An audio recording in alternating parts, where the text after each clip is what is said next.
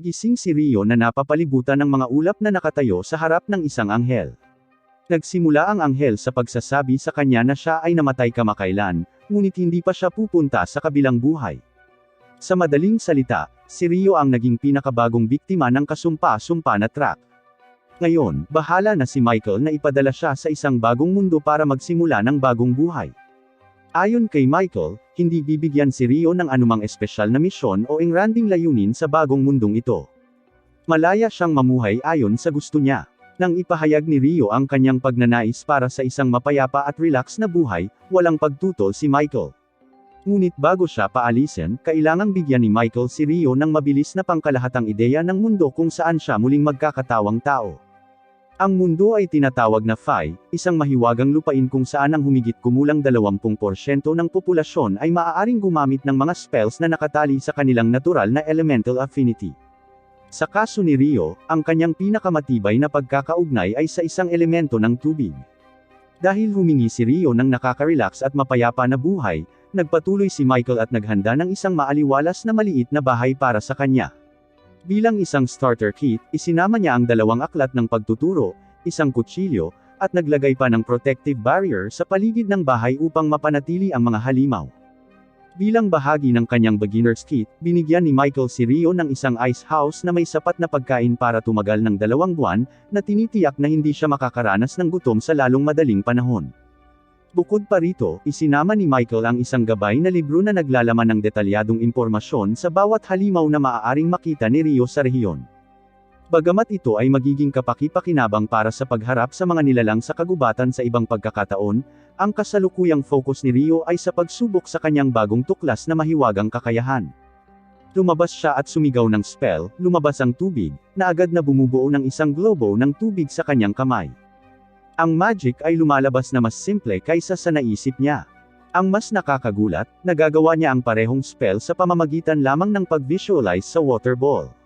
Kaya, ang pagsasabi ng incantation ay hindi talaga kailangan.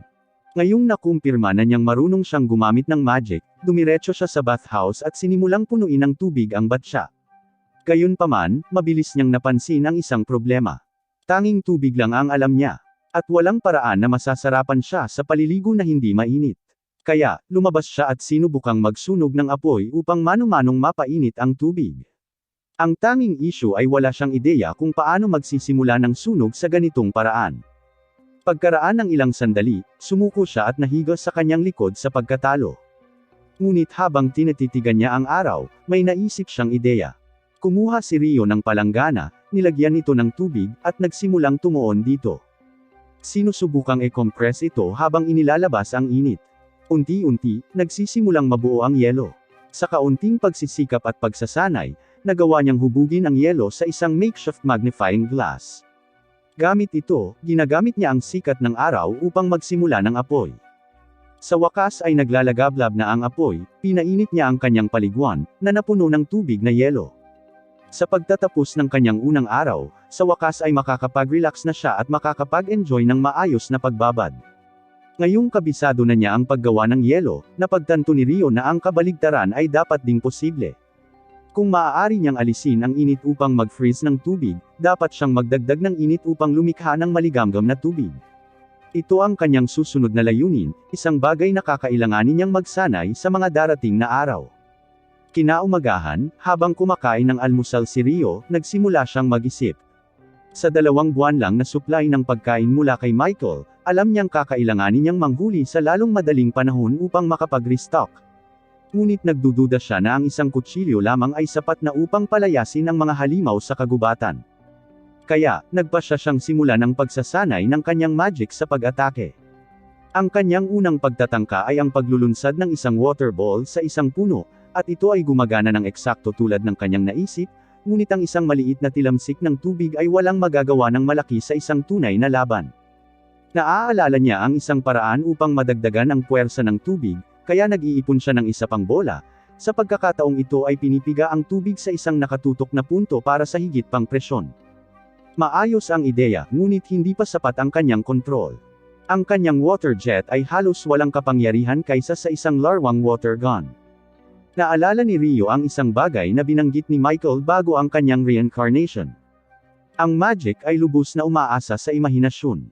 Kung mas malinaw ang imahe sa kanyang isipan, mas maganda ang resulta, at kailangan lang niyang patuloy na pinuhin ito sa pamamagitan ng pagsasanay. Pagkatapos ng ilang araw na walang tigil na pagsasanay, nagsisimula ng maghugis at magmukhang disente ang mga water jet ni Rio.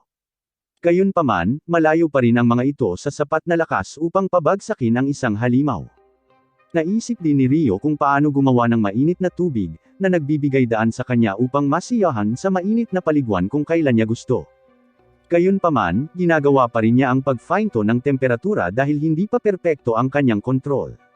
Kinaumagahan, nagpasya siyang magsanay muli ng kanyang ice magic. Sa pagkakataong ito, sinubukan niyang gumawa ng yelo ng direkta mula sa himpapawid, kahit na mahirap at tumatagal ng halos 3 minuto upang mabuo. Sa wakas ay nagtagumpay siya sa paglikha ng yelo mula sa wala. Gayunpaman, hindi tulad ng tubig, nagpupumilit siyang ilunsad ito ng may parehong kadalian. Ang pagsasanay sa pakikipaglaban ay hindi pa nangyayari ng maayos sa ngayon. Wala sa mga spell na naisip ni Rio ang nagkaroon ng malaking epekto. Gayunpaman, ginugugol niya ang susunod na ilang oras sa pagtutulak sa sarili, walang tigil na pagsasanay hanggang sa tuluyang bumagsak mula sa pagkaubos ng mana. Sa pag-aakalang naabot na niya ang kanyang limitasyon para sa araw na iyon, itinigil niya ito. Ngunit sa susunod na umaga, sa sandaling ganap na maibalik ang kanyang mana, tumalon siya kaagad pabalik sa pagsasanay. Ang gawaing ito ay naging pang-araw-araw na buhay ni Rio sa susunod na ilang linggo. Salamat sa lahat ng kanyang pagsusumikap, maaari na siyang lumikha ng yelo kaagad, na ginagawa itong isang maaasahang nakakasakit na spell.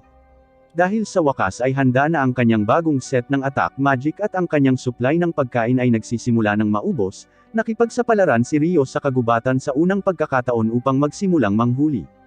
Mabilis niyang napansin ang isang hanay ng mga track ng hayop at nagpasya na sundan ang mga ito, na humantong sa kanya sa isang kalapit na ilog. Habang ginalugad ang lugar, nakatagpo siya ng ilang quartz sa gilid ng ilog, isang bagay na magagamit niya upang magsimula ng apoy sa pamamagitan ng paghampas nito sa gilid ng kanyang espada. Sinasamantala rin niya ang pagkakataong mangolekta ng ilang detox herbs kung sakaling kailanganin niya ito mamaya. Ngunit biglang may umugang ng malalim na ungol mula sa kanyang likuran. Nang siya ay lumingon, nakita niya ang kanyang sarili na kaharap ang isang maliit na baboy ramo, at siya ay natigilan sa kinatatayuan. Sinusugod ng baboy ramo si Rio, ngunit ito ang kanyang unang labanan sa buhay o kamatayan, kaya siya ay nagpanik. Sa huling posibleng segundo, natauhan siya at tumalon patagilid, halos hindi nakaiwas sa pagmamadali ng halimaw. Gayunpaman, ang baboy ramo ay hindi pa tapos. Lumiliko ito, handang umatake muli. Sa kabutihang palad, nalilinaw ang isip ni Rio sa tamang panahon. Habang sumusugod ang baboy ramo patungo sa kanya, mabilis siyang lumikha ng isang nagyayalong landas sa ilalim ng mga paa nito, na naging sanhi ng pagkadulas nito. Walang pag-aaksaya ng sandali, tumawag siya ng ilang matutulis na ice spike ng direkta sa landas ng baboy ramo, sinaksak ito at agad na pinatay. Pagkatapos katayin ang baboy ramo, inilabas ni Rio ang aklat na gabay ng halimaw upang matuto patungkol dito. Ayon sa libro, ang lesser boar ang talagang pinakamahina na halimaw na matatagpuan sa gubat na iyon. Ang gabay mismo ay malinaw na inilaan para sa mga nagsisimula, kaya karamihan sa mga nakalistang nilalang ay medyo simple. Gayunpaman, sa dulo ng aklat, napansin ni Rio ang 2 karagdagang pahina na namumukod-tangi. Mukhang may importante silang laman. Ang isa sa mga pahina ay naglalarawan ng mga dragon, mga napakalakas na nilalang na may kakayahang lipulin ang buong lungsod ng mag-isa. Mahigpit na ipinapayo ng gabay na tumakas kaagad kung sakaling makatagpo siya ng isa, dahil ang pakikipaglaban ay walang pag-asa. Sabi nga, hindi rin malamang na malampasan ang isang dragon, kaya tapos na ang laro. Ang isa pang pahina ay nagbabanggit ng mga misteryosong nilalang na tinatawag na Akuma, tila isang uri ng fallen angel. Gayunpaman, ang aklat ay nag-aalok ng napakakaunting impormasyon tungkol sa kanila. Simple lang ang payo ng libro. Kung sakaling makatagpo ka ng isa, parang patay ka na. Kinabukasan, lumabas si Rio upang muling manghuli. Ngunit habang nakababa ang kanyang bantay, isang higanteng assassin hawk ang lamusong mula sa itaas at naglunsad ng isang sorpresang pag-atake. Gumagamit ang nilalang ng salamangka ng hangin upang hiwain ang biktima nito gamit ang matalas na laslas. Walang ibang pagpipilian si Rio kundi tumakbo ng mabilis na nagpapatawag ng mga kalasag ng yelo upang harangan ang mga papasok na talam ng hangin. Alam niyang ang mga lawin ay lubhang mapanganib na kalaban at mas gugustuhin niyang umiwas sa isang laban. Ngunit ang pagtakas ay hindi isang opsyon. Ibig sabihin, ang tanging pagpipilian niya ngayon ay menindigan at lumaban. Itinaas niya ang kanyang kamay at naglulunsad ng isang stream ng mga water jet, ngunit ang lawin ay mahusay na umiiwas sa pag-atake at sumisid sa kanya, gamit ang mahika ng hangin upang umatake. Si Rio, gayunpaman, ay tumugon sa tamang oras, na bumubuo ng isang kalasag ng yelo na pumutol sa lawin sa buong mata at nagpapadala nito sa pagbagsak sa lupa. Ilang saglit pa ay nagkamalay na ang lawin. Bagamat tuluyan na itong nawala ng isang mata, umakyat ito sa langit para umatras. Ngunit bago mawala, nakipagtitigan ito kay Rio sa huling pagkakataon, iniukit ang kanyang mukha sa alaala. Dahil ngayon ay personal na katunggali, nakahinga ng maluwag si Rio, nagpapasalamat na nakalabas ito ng buhay. Gayunpaman, malayo ito sa payapang buhay na naisip niya para sa kanyang sarili. Dahil sa paghabol ng lawin, tumakbo siya ng napakalalim sa kagubatan na tuluyang naligaw. Gumagala hanggang sa magdamag. Habang naghahanap siya ng daan pauwi, sa hindi inaasahang pagkakataon ay napadpad siya sa isang kumikinang na lawa sa gitna mismo nito na nakatayo ang isang dulahan. At sa tingin nito, napansin na siya ng nilalang. Sa paglipas ng panahon, hinahasa ni Rio ang kanyang mga kasanayan sa pamamagitan ng walang humpay na pagsasanay, pinagkadalubhasaan ang sining ng pangangaso at pag-iimbak ng pagkain ng may kaunting kahirapan. Ang kanyang magic sa tubig ay lumago ng mas malakas. Maaari na siyang mag-conjure ng razor-sharp ice sheets at ihampas ito sa isang iglap. Maging ang kanyang mga water jet ay umabot na sa mga bagong taas, na walang kahirap-hirap na humihiwa sa solidong bato. Sa puntong ito, naging mabigat ang kanyang husay sa pakikipaglaban. Gayunpaman, hindi lang ang ice magic ang ginagawa ni Rio. Mula nang makatagpo niya ang dulahan, nakipagsapalaran siya sa kagubatan bawat gabi upang labanan ito. Kakaiba, hindi nabanggit ang librong gabay ng halimaw. Maaaring hindi sila inuri bilang mga halimaw o masyado silang advanced para sa manual ng baguhan. Anuman, nananatiling determinado si Rio na harapin ito.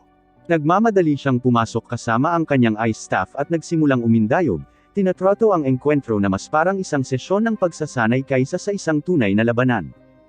Pagkatapos ng lahat, ang dulahan ay ganap na nalampasan siya sa parehong kapangyarihan at pamamaraan. Ginagawa ni Rio ang kanyang makakaya upang ipagtanggol ang kanyang sarili, na nagpapatawag ng mga kalasag ng yelo upang harangan ang mga papasok na atake. Ngunit sa kabila ng kanyang mga pagsusumikap, siya ay mabilis na nalulula at napabagsak sa loob ng ilang segundo. Kahit na ang dulahan ay hindi kailanman nagsalita ng isang salita sa kanya, hindi maaalis ni Rio ang pakiramdam na ito ay kumuha sa papel ng isang tagapagturo, sinusubukang hubugin siya sa isang bagay na mas malakas. Biglang itinaas ng dulahan ang espada nito at pinadaanan ng magic ng tubig para pahabain ang talim. Natigilan si Rio nang matuklasan na maaari rin itong gumamit ng magic ng tubig. Pagkatapos ipakita sa kanya kung paano gumagana ang pamamaraan, iniabot ng dulahan ang espada kay Rio at mahinahong humakbang palabas sa lawa. Isang araw habang si Rio ay nangangaso, siya ay tinambangan ng parehong assassin hawk mula sa kanilang nakaraang engkwentro. Wala siyang matandaan na itim ito noon. Dapat itong umunlad, na nagtutulak sa sarili na lumakas para lamang sa sandaling ito ng paghihiganti. Ang lawin ay lamusong kay Rio, na nagpakawala ng sunod-sunod na paghampas ng hangin. Bilang tugon, mabilis na ginawa ni Rio ang 5 patong ng mga pader ng yelo para sa proteksyon. Ngunit ngayon na ang lawin ay nag-evolve, ang mga pag-atake ng hangin nito ay higit na malakas, sapat na malakas upang basagin ang lahat ng mga depensa ni Rio sa isang iglap. At ngayon ay isang alon ng pagkabalisa ang nagsimulang gumapang sa kanya. Si Rio ay tumatakas sa buong field, ibinabato ang mga pader ng yelo upang protektahan ang sarili mula sa mga papasok na strike. Nang may nakita siyang siwang, umatake siya pabalik gamit ang isang volley ng ice spike, ngunit ang lawin ay madaling nakaiwas sa mga ito, pasulong ng may bigla ang bilis. At hindi lang iyon ang sorpresa na mayroon nito. Ang hawk ay nagpakawala ng nakakatusok na tili sa frequency na nakakagambala sa mahika ni Rio, na naging dahilan upang mawala ang kanyang mga kalasag ng yelo at halos hindi siya naprotektahan. Ngunit ang hawk ay hindi pa tapos. Nangangamba ito sa harapan niya. At naramdaman ni Rio na may darating na malaking pag-atake, kahit na hindi niya mahuhulaan kung kailan. Makalipas ang ilang sandali, nakaramdam si Rio ng kuryente sa hangin habang diretsyong binaril sa kanya ang isang kidlat, at ang pag-ataking tulad nito ay nakamamatay. Ngunit sa kabutihang palad, nakagamit siya ng patpat bilang lightning rod at tumalon palayo upang iligtas ang sarili. Habang nagpupumiglas si Rio na iwaksi ang matagal na pagkabigla, ang lawin ay lumusot pababa, na naglalayong maghatid ng isang nakamamatay na hampas gamit ang matatalas nitong kuko. Sa huling sandali, ipinatawag ni Rio ang kanyang talon ng yelo at pinalihis ang pag-atake. Nagpalitan sila ng ilan pang atake, ngunit naalala ni Rio ang kanyang matinding pagsasanay kasama si Dullahan, kaya nakita niya ang isang siwang sa bantay ng Hawk at itinutok ang kanyang espada sa leeg nito. Habang bumagsak ang lawin sa lupa, dahan-daang lumalakad si Rio patungo dito, nakaramdam ng pangunawa. Alam niya kung ano ito. Nawalan ng mata ang lawin dahil sa kanya, at mula noon, ito ay hinimok ng pangangailangang patunayan na ito ay mas malakas, na nagtutulak sa sarili na umunlad. Ngunit nagsumikap din si Rio para lumakas. At sa huli, sa kabila ng lahat, natalo pa rin ang lawin. Pagkatapos, nagsimulang maglakad pa uwi si Rio. Ngunit sa kanyang lubos na pagkagulat, isang dragon ang biglang lumitaw sa kanyang harapan. Naaalala ang sinabi ng libro tungkol sa pagiging walang kapantay ng mga dragon, kumbinsido siyang ito na ang wakas para sa kanya. Ngunit sa kanyang pagtataka, ang dragon ay nakikipag-usap sa kanya sa pamamagitan ng telepathy. Parang hindi naman aggressive. Sa katunayan, ipinaliwanag nito na ito ay dumadaan lamang, naghahanap ng isang itim na lawin na dumaan sa lugar. Gusto lang malaman ng dragon kung nakita ito ni Rio sa malapit. Dahil sa pananabik na hindi pala away ang dragon, mabilis na napagtanto ni Rio na ang tinutukoy nito ay ang lawin na natalo niya. Kinakabahan, humingi siya ng paumanhin at ipinaliwanag na unang inatake siya ng lawin, kaya wala siyang pagpipilian kundi ang lumaban at wakasan ang buhay nito. Nagulat ang dragon na ang isang tao na tulad ni Rio ay nagawang talunin ng isang lawin, kahit na hindi siya partikular na nababahala dito. Ang talagang pumukaw sa kanyang atensyon ay ang espadang dala ni Rio. Nakilala niya agad ito bilang espada ng Haring Engkanto, para ipagkatiwala ng Haring Engkanto ang gayong sandata sa isang batang lalaki lamang. Dapat may ginawa si Rio para makuha ang pabor niya. Ang dragon ay naging mahumaling kay Rio, at si Rio, na kulang pa rin ng maraming kaalaman tungkol sa mundong ito, ay umaasa na magtanong sa kanya ng ilang mga katanungan. Ang dalawa ay nag-uusap ng ilang oras hanggang sa gabi, ngunit ang kanilang pag-uusap ay tuluyang naputol dahil sinabi ng dragon na kailangan niyang umuwi. Ipinahayag ni Rio ang kanyang pasasalamat para sa mga sagot ng dragon, at ang dragon ay nagpasalamat sa kanya bilang kapalit, na sinasabing matagal na mula noong siya ay nagkaroon ng nakakanganyong pag-uusap. Naghiwalay sila sa isang mainit na palm. Ngunit samantala, sa langit, tinatalakay ni Michael ang mga dokumento na may kaugnayan sa muling pagkakatawang tao ni Rio nang bigla niyang nakita ang isang bagay na dati niyang hindi napapansin. Napagkalooban pala si Rio ng isang nakatagong katangian, isang bagay na hindi nakita ni Michael mula nang magpadala siya ng babae sa mundong iyon 10,000 taon na ang nakakaraan. Sa kaso ni Rio, ang katangian ay walang hanggang kabataan, at nakita ni Michael na hindi karaniwan. Nagtungo si Rio sa dalampasigan, nagnanais ng inihaw na inasanon na seafood, ngunit laking gulat niya nang makita ang isang higanteng pagkawasak ng barko. Napansin niya ang bangkay ng isang lalaki, na ikinalungkot niya. Ngunit bigla niyang narinig ang ungol ng isa pang lalaki, nabuhayan ng loob at natutuwa nang mapagtantong may buhay pa. Naalala ni Abel kung paano nawasak ang barko ng isang dambuhalang halimaw sa dagat. At nang magising siya, nagulat siya nang makitang buhay pa siya. Tumingin siya sa paligid at nakita niya ang kanyang mga gamit na nakalagay sa tabi ng kama, kaya kinuha niya ang kanyang espada at lumabas ng bahay. Dumating si Rio at binati siya. Nagulat si Abel na hindi niya ito naramdaman. Sa paghusga sa paraan ng pananamit ni Rio, ipinapalagay niyang walang ibang isusuot si Rio, ngunit mabilis na napagtanto na hindi niya dapat pag-isipan ng masama ang taong nagligtas sa kanya. Ipinakilala niya ang kanyang sarili at nagpasalamat kay Rio sa pagligtas sa kanya, ngunit binanggit ni Rio na ang ginawa niya ay iuwi siya, kaya hindi na kailangang magpasalamat sa kanya. Ibinahagi niya ang malungkot na balita na sa kasamaang palad ay walang nakaligtas. Napagtanto ni Abel na ang kanilang mga katawan ay napadpad din sa pampang. Inihayag niya na lahat sila ay mga smuggler, kaya hindi kailangang mag-alala si Rio tungkol sa kanila. Ngunit nakabigla ito kay Rio. Pero bago pa man makapagsalita si Abel ay kumakalam na ang tiyan niya sa gutom kaya niyaya siya ni Rio na magtanghalian. Habang kumakain, nalaman ni Abel na walang sariling damit si Rio, na ikinagulat niya. Kaya, tinanong niya kung bakit hindi siya bumili ng mga bagong damit, ngunit hindi nagtagal ay napagtanto niya na dahil walang pera si Rio, hindi siya makakabili ng mga pangangailangan. Sa palagay niya ay maaaring nasaktan niya si Rio, ngunit binanggit niya na walang anumang mga bayan sa paligid, kaya hindi siya maaaring bumili ng bagong damit.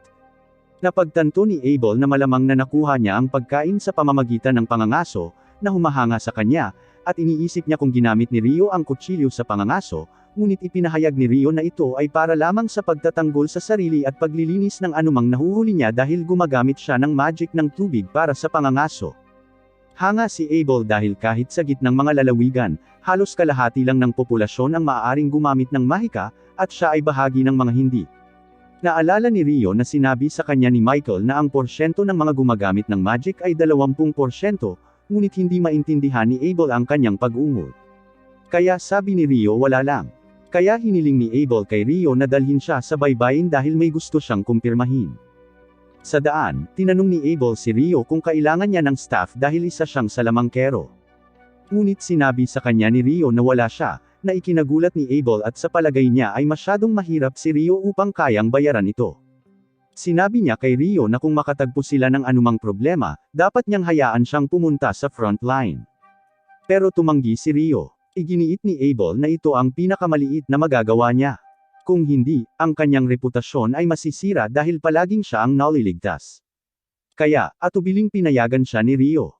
Nang makarating sila sa Pampang, laking gulat nila nang makitang wala na ang mga bangkay. Iniisip ni Rio na kinain sila ng mga halimaw o dinala sila ng tubig pabalik sa karagatan. Sinasalamin ni Abel na kung hindi siya nailigtas ni Rio ay ganoon din ang kapalaran niya. Kaya nagpapasalamat siya na nabuhay siya. Sinabi ni Rio na napakaswerte niya at sumang-ayon si Abel. Pagkatapos ay binanggit ni Abel na kakaiba sa pakiramdam para sa taong nagligtas sa kanyang buhay na tinatawag siyang Mister. Bagamat naniniwala si Rio na mas matanda si Abel sa kanya. Dahil hiniling niya ito, pumayag siyang tawagin siya sa kanyang pangalan. Ito ang nagpapasaya kay Abel dahil iyon ang tawag sa kanya ng lahat ng kanyang mga kaibigan. Nagulat si Rio na tinuturing siyang kaibigan ni Abel. Ngunit habang iniisip niya ito, ipinaalam sa kanya ni Abel na hindi niya mahanap ang kanyang hinahanap. Tinanong ni Rio kung ano ang susunod niyang plano. Sinabi ni Abel na kailangan niyang mahanap ang kanyang mga kaibigan kahit papaano, at ang unang hakbang ay ang makarating sa bayan ng Luna. Bagamat hindi pa nakarating si Rio, naniniwala siyang nasa hilaga ito at kakailanganin nilang maglakbay sa bahaging iyon ng isla.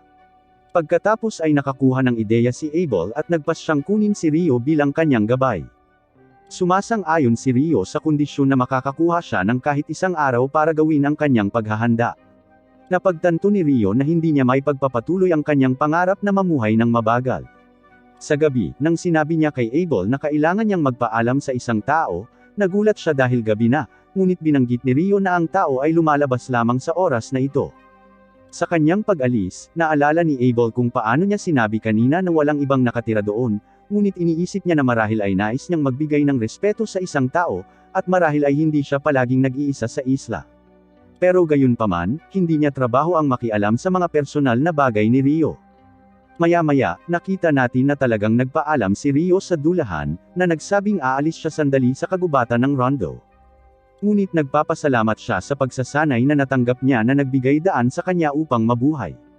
Alam niyang mawawala siya saglit, kaya nagpasya siyang gamitin ang lahat ng kanyang kapangyarihan sa kanilang huling sparring session. Buong lakas na sumulong si Rio, ngunit madaling pinalihis ng dulahan ang lahat ng kanyang pag-atake, na nag-iiwan sa kanya na pagod. Bago umalis, binigyan siya ng dulahan ng mga bagong damit, na labis na ikinatuwa ni Rio at nangakong isusuot niya ng buong pagmamalaki. Kinabukasan, sa wakas ay sinimulan na nila ang kanilang paglalakbay, at isinuot ni Rio ang kanyang bagong damit, na akmang-akma sa kanya. Ngunit sa kanilang paglalakbay, hindi nagtagal ay nakasalubong nila ang isang lesser boar. Kaya, sinabihan siya ni Abel na tumayo sa likuran niya at mag-obserba. Sinusugod niya ang baboy ramo at pinaandar ang kasanayan sa pakikipaglaban na tinatawag na total impalement, na lumilikha ng isang butas sa tiyan ng baboy ramo, at namatay ito sa lugar, na nagpabilib kay Rio. Iniisip niya kung anong klaseng kasanayan ito. Kaya naisip ni Abel na isang salamangkero na tulad niya ang unang nakakita nito. Ngunit ito ay napakakaraniwan para sa mga eskrimador at ibang tao na gumagamit ng mga sandata para makipaglaban. Kinaumagahan, habang ipinagpapatuloy nila ang kanilang paglalakbay, nakarinig si Abel ng isang tunog at napansin nila ang dalawang butiki sa latian. Iniisip ni Abel na mahihirapan silang harapin sa tubig. Kaya't nagpasya silang gumawa ng ibang ruta upang maiwasan sila. Habang naglalakad sila sa kahaliling daan, naramdaman ni Rio na sinusundan sila ng mga butiki. Ipinaalam niya kay Abel na napagtanto na wala silang ibang pagpipilian kundi ang lumaban. Sinabi sa kanya ni Rio na marami sila, kaya gagamitin niya ang kanyang mahika para tapusin ang mga ito. Ipinaalala ni Abel sa kanya na wala siyang staff, ngunit si Rio ay sumisigaw lamang ng isang spell at pinapatay silang lahat ng mga yelo, na ikinagulat ni Abel. Sama-sama, pinabagsak nila ang lahat ng mga butiki. Pagkatapos ng laban, tinanong ni Abel si Rio tungkol sa spell, na binanggit na ang mga wind magician na kilala niya ay maaari lamang mag-cast ng isang spell sa bawat invocation. Iminumungkahi ni Rio na baka iba ito para sa magic ng tubig. Bago nila ipagpatuloy ang kanilang paglalakbay, gumamit si Rio ng mahika para magpatawag ng tubig para manatiling hydrated sila. Gayunpaman, napansin ni Abel na gumamit si Rio ng ibang incantation kaysa dati, na nagpakaba kay Rio, at mabilis niyang binago ang paksa, sinabing si Abel ay nag-i-imagine ng mga bagay-bagay. Matapos maglakad saglit, binigyan ni Abel si Rio ng barya, at nagulat siya nang makita ito dahil unang beses niyang makita ang pera ng mundo. Kaya ipinaliwanag ni Abel na ito ay isang bronze florin na ginagamit sa kaharian ng Nightly kung saan matatagpuan ang luna. Ipinaliwanag pa niya na sa gitnang mga lalawigan ay gumagawa ang bawat isa ng kanilang sariling mga barya ngunit lahat sila ay gumagamit ng parehong mga denominasyon at ang Nightly ay isa sa tatlong pangunahing mga bansa na ang dalawa ay ang Duhi Empire at ang Handelo Federation. Napansin ni Rio na medyo kakaiba ang pangalang Duhi. Kaya iniisip ni Abel kung may problema ba siya sa bansa. Nilinaw ni Rio na nakita niya ang pangalan na medyo hindi karaniwan. Ipinaliwanag niya na ang pangalan ng isang bansa ay napakahalaga sa mga tao nito dahil kailangan nilang ipakilala ang kanilang sarili, katulad ng mula sa Duhi, na parang kakaiba. Inamin ni Rio na hindi niya gustong magpakilala ng ganoon, at sa tingin ni Abel ay medyo nag-overthink siya. Makalipas ang ilang oras, sa wakas ay nakalabas na sila sa kagubatan. Ngunit habang sila ay naglalakad, napansin ni Abel ang isang bato na gumagalaw, kaya siya ay naghanda sa pag-atake, ngunit si Rio ay lumikha ng isang pader ng yelo, na humaharang sa bato. Binanggit ni Abel na napaliligiran sila habang napadpad sila sa pugad ng rock golem, ngunit nagulat si Rio nang makita ang mga rock golem dahil palagi niyang iniisip na humanoid ang mga ito na may mga braso at binti. Sinabihan ni Abel si Rio na manatili roon habang umaarangkada siya patungo sa mga golem, ngunit ang kanyang kabuoang pag-atake ng impalement ay walang epekto dito dahil mabilis itong muling nabuo, na ikinagulat niya.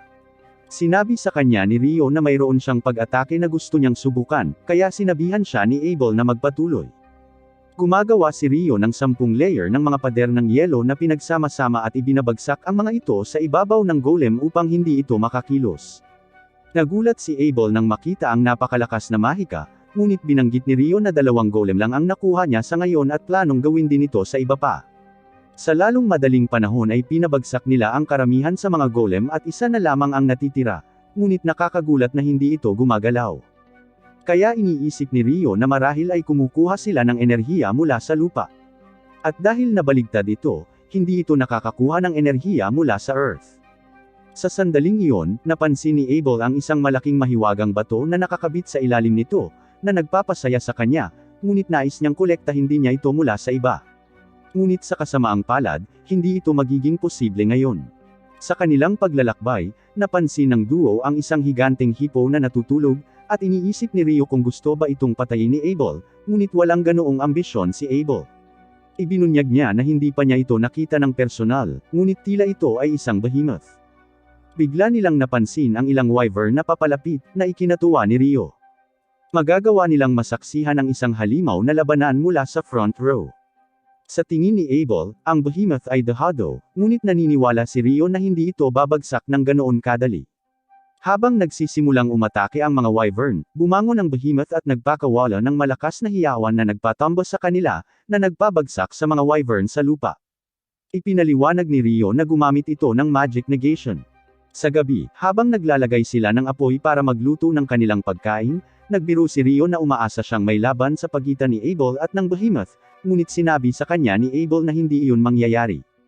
Binanggit niya na nakarinig siya ng mga bitag sa mga dungeon na may katulad na epekto, ngunit hindi pa siya nakakita ng magic negation dati. Natuwa si Rio nang marinig ang salitang dungeon, at iniisip ni Abel kung gusto pa ni Rio na makarinig patungkol sa kanila. Sinabi ni Rio na gusto niyang bumisita sa isang dungeon mismo.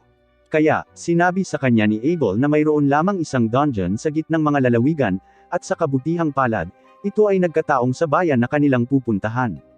Pabirong itinanong ni Rio kung bakit itinatago ni Abel ang impormasyong ito mula sa kanya, na nagtulak kay Abel na maging defensive, na sinasabing hindi niya alam na interesado siya sa mga dungeon. Patuloy na tinutukso siya ni Rio, nagtatanong kung may itinatago pa siyang mas mahalagang impormasyon mula sa kanya. Kaya, nagtanong si Abel kung alam niya ang tungkol sa mga dwarf at elves. Sinabi sa kanya ni Rio na hindi. Kaya, ipinaalam sa kanya ni Abel na ang mga dwarf ay mga bihasang panday at magaling silang makipaglaban. Isa pa, may ilan ang Luna sa kanila. Ipinaliwanag pa niya na ang Luna ay mayroon lamang isang elf habang ang iba ay naninirahan sa kakahuyan na hindi nila iniiwan. Kaya sa tingin ni Rio ay ito lang ang kanyang larawan, ngunit si Abel ay hindi naniniwala sa kanya dahil hindi pa siya nakalabas sa islang iyon. Kinabukasan, patuloy na nangunguna si Rio at ipinahayag na sa kabila ng bundok ay makakahanap sila ng tirahan ng tao. Nagtataka si Abel kung paano niya nakuha ang impormasyong ito. Kaya naalala ni Rio kung paano sinabi sa kanya ng dragon ang lahat. Sinabi niya kay Abel na mas mabuti kung hindi niya alam at tinawag niya ang kanyang mapagkukunan ng kaalaman na higit sa sangkatauhan. Habang naglalakad sila, biglang may naramdaman silang papalapit sa likod. Sa sandaling iyon, lumitaw ang isang higanting griffin, na iniwan si Abel sa pagkabigla, na nagyelo sa takot, ngunit mabilis na kumuha si Rio ng karne mula sa kanyang sako at itinapon ito sa hangin, at kinuha ito ng griffin at lumipad. Pareho silang nakahinga ng maluwag na nakaligtas. Napansin ni Abel na siya ay ganap na natigilan, habang si Rio ay umamin na maaaring hindi nila ito nagawa kung sinubukan nilang labanan ito. Iniisip ni Abel na hindi sila nakapagsanay para labanan ang gayong mga halimaw. At sinabi niya na walang maraming ulat ng sinuman na tumatakbo sa mga behemoth o griffin sa loob ng maraming siglo. Kaya sa tingin niya ay may mali sa lugar na ito. Medyo masungit si Rio at iniisip niya na baka hindi masyadong tumitingin ang mga tao. Kaya iniisip ni Abel na marahil ang mga nagyayelong bundok na ito ay nag-iingat sa kanila sa labas ng teritoryo ng tao. Habang naglalakad sila, biglang naalala ni Rio na ang mga wyvern na sumalakay sa behemoth ay nanggaling sa direksyon na kanilang tinatahak ngayon. Di nagtagal, nakita nila ang ilang mga wyvern na kumakain ng kanilang biktima, at sinabi ni Abel na hindi nila ito kayang labanan. Karaniwang tumatagal ng humigit kumulang 20 makaranasang adventurer upang ibagsak ang isa, at kahit na pagkatapos ay madalas na may mga nasawi. Iniisip ni Rio na kahit nasubukan nilang iwasan ang mga ito, malamang na mas marami silang makasalubong sa daan, at hindi nila maiiwasang makipaglaban magpakailanman. Iniisip ni Rio kung mas madaling labanan ang mga wyvern habang nasa lupa sila, at sumang-ayon si Abel, sa pag-aakalang mas mabisa niyang gamitin ang kanyang espada sa ganoong paraan. Kaya humakbang si Rio para makipag-ugnayan sa kanila. Nagpatawag siya ng ilang ice spike para saksakin ang mga wyvern at sinundan ni Abel ng kanyang total impalement technique. Gayunpaman, ang mga hiyawan ng wyvern ay nakakaakit ng higit sa kanilang uri. Gumagamit si Rio ng pag-atake ng yelo mula sa itaas para pabagsakin sila at mabilis silang tinapos ni Abel. Pagkatapos ng labanan, kinokolekta nila ang mga mahiwagang bato. Inamin ni Abel na hindi siya makapaniwala kung gaano ito kadali, habang iniisip ni Rio kung umaasa ba si Abel sa isang buhay at kamatayan na labanan para lamang mapabilis ang kanyang puso. Sa sandaling iyon, isa pang kawon ng mga wyvern ang paparating. Pareho silang naghahanda sa pakikipaglaban, alam nilang wala silang ibang magagawa kundi talunin sila upang magpatuloy sa paggalaw. Matapos matagumpay na maibagsak silang lahat, narating nila ang tuktok ng bundok at tuwang-tuwa sila nang makita ang isang pamayanan ng tao sa kabilang panig. Matapos talunin ang napakaraming wyvern, nakaramdam si Rio ng kumpiyansa at naniniwala siyang hindi siya tatakas kung mas marami pa sa kanila ang makasalubong nila. Ngunit naisip ni Abel na kabaliwan ito dahil sa palagay niya ay makabubuti kung hindi na nila muling masumpungan ang mga mapanganib na nilalang na iyon. Inamin ni Abel na nakakagulat kung paano nila nakolekta ang napakaraming magic stones mula sa mga wyvern, ngunit bigla siyang tumigil sa pagsasalita nang mapagtanto niyang medyo malayo na ang kanilang nilakbay sa hilaga. Bagamat ganap na walang kaalam-alam si Abel tungkol sa kung saan eksaktong napunta sila, Kinakabahang umaasa si Rio na hindi nila sinasadyang nakapasok sa Debbie Empire, ngunit mabilis na tiniyak ni Abel na hindi ito ang kaso dahil ang imperyo ay mas malayo sa Hilaga. Gamaan ang loob ni Rio na ikina-curious ni Abel kung bakit parang galit na galit siya sa lugar na yon. Sinabi sa kanya ni Rio na wala siyang personal laban sa imperyo, ngunit hindi niya gusto ang pangalan, na medyo kakaiba kay Abel. Sa sandaling iyon, napansin ni Rio ang isang kalsada na tumatawid sa landscape, at napagmasdan ni Abel na ito ay tumatakbo sa silangan hanggang kanluran. Kaya, maingat siyang tumingin sa paligid at nakilala ang lugar. Nakita siya ni Rio na nawawala sa pag-iisip at tinanong kung ayos lang ang lahat. Kaya, ipinaliwanag ni Abel na kung susundin nila ang kalsada sa kanluran, malapit na silang makarating sa bayan ng Kailadi. Ang balitang ito ay nakasasabik kay Rio dahil talagang inaabangan niya ang pagtulog sa isang maayos na kama, ngunit naisip ni Abel na nais ni Rio na makipaglaban sa higit pang mga wyvern. Mabilis na ipinaliwanag ni Rio na ang mga iyon ay dalawang ganap na magkaibang bagay. Binanggit ni Abel na ang pagkain sa bayan ng Kailadi ay masarap at iginiit na dapat talagang subukan ito ni Rio. Dahil dito, mas nasasabik si Rio na bisitahin ang bagong bayan na ito. Makalipas ang ilang sandali, dumating sila sa Kailadi at tumungo sa malapit na tavern. Habang sila ay nakaupo doon, iminumungkahi ni Abel na dapat magparehistro si Rio sa Adventurers Guild, ngunit walang ideya si Rio kung ano ang ibig sabihin nito. Ipinaliwanag ni Abel na ang pagpaparehistro sa guild ay magsisilbing kanyang pagkakakilanlan, na nagpapahintulot sa kanya na makapasok sa iba't ibang bayan at bansa nang hindi nagbabayad ng anumang bayad sa pagpasok. Sinabi ni Abel na pagdating nila sa lungsod, siya ang naging guarantor ni Rio at nagbayad ng pilak na barya bilang entry fee, ngunit pabirong itinanong ni Rio kung ito ay bahagi ng isang palihim na plano na gawin siyang utusan. Patuloy na sinusubukan ni Abel na kumbonsihin si Rio na sumali sa guild, na nagpapaliwanag na maaari silang magbenta ng mga magic stone at monster materials doon sa magandang presyo. Kung hindi, kailangang maging alchemist si Rio para magamit ang mga bagay na iyon, na magiging isang malaking abala. Nagulat si Rio na may alchemy sila sa mundong ito, pero mas nabigla siya nang dalhin ng waiter ang plato niyang curry rice sa kanilang mesa. Iniisip niya sa kanyang sarili na sa karamihan ng mga kwento sa Ice Sky, ang pangunahing tauhan ay kailangang maglakbay ng maraming beses upang makahanap ng curry. Ngunit kahit papaano ay umiiral na ito sa mundong ito. Tinanong ni Abel si Rio kung ano ang kanyang ibinubulong. Kaya't sinabi ni Rio na wala ito at kumagat muna, ngunit napakasarap nito na hindi niya mapigilan ang sarili na lumunin ito sa ilang segundo. Umorder si Rio ng isa pang plato at tinanong si Abel kung may curry sila ng ganito sa Luna. Kinumpirma ni Abel na meron sila doon. Natutuwa siya na nag-enjoy si Rio at aminado siyang medyo masarap at gusto pa niya. Sa pag-alis nila sa bayan, patuloy na pinupuri ni Rio ang curry nila kagabi at hiniling niya kay Abel na ibuhos ang impormasyon tungkol sa pinakamagagandang dessert sa bayan. Natigilan si Abel at hindi alam ang isasagot, kaya sinabi na lang niyang pag-iisipan niya ito.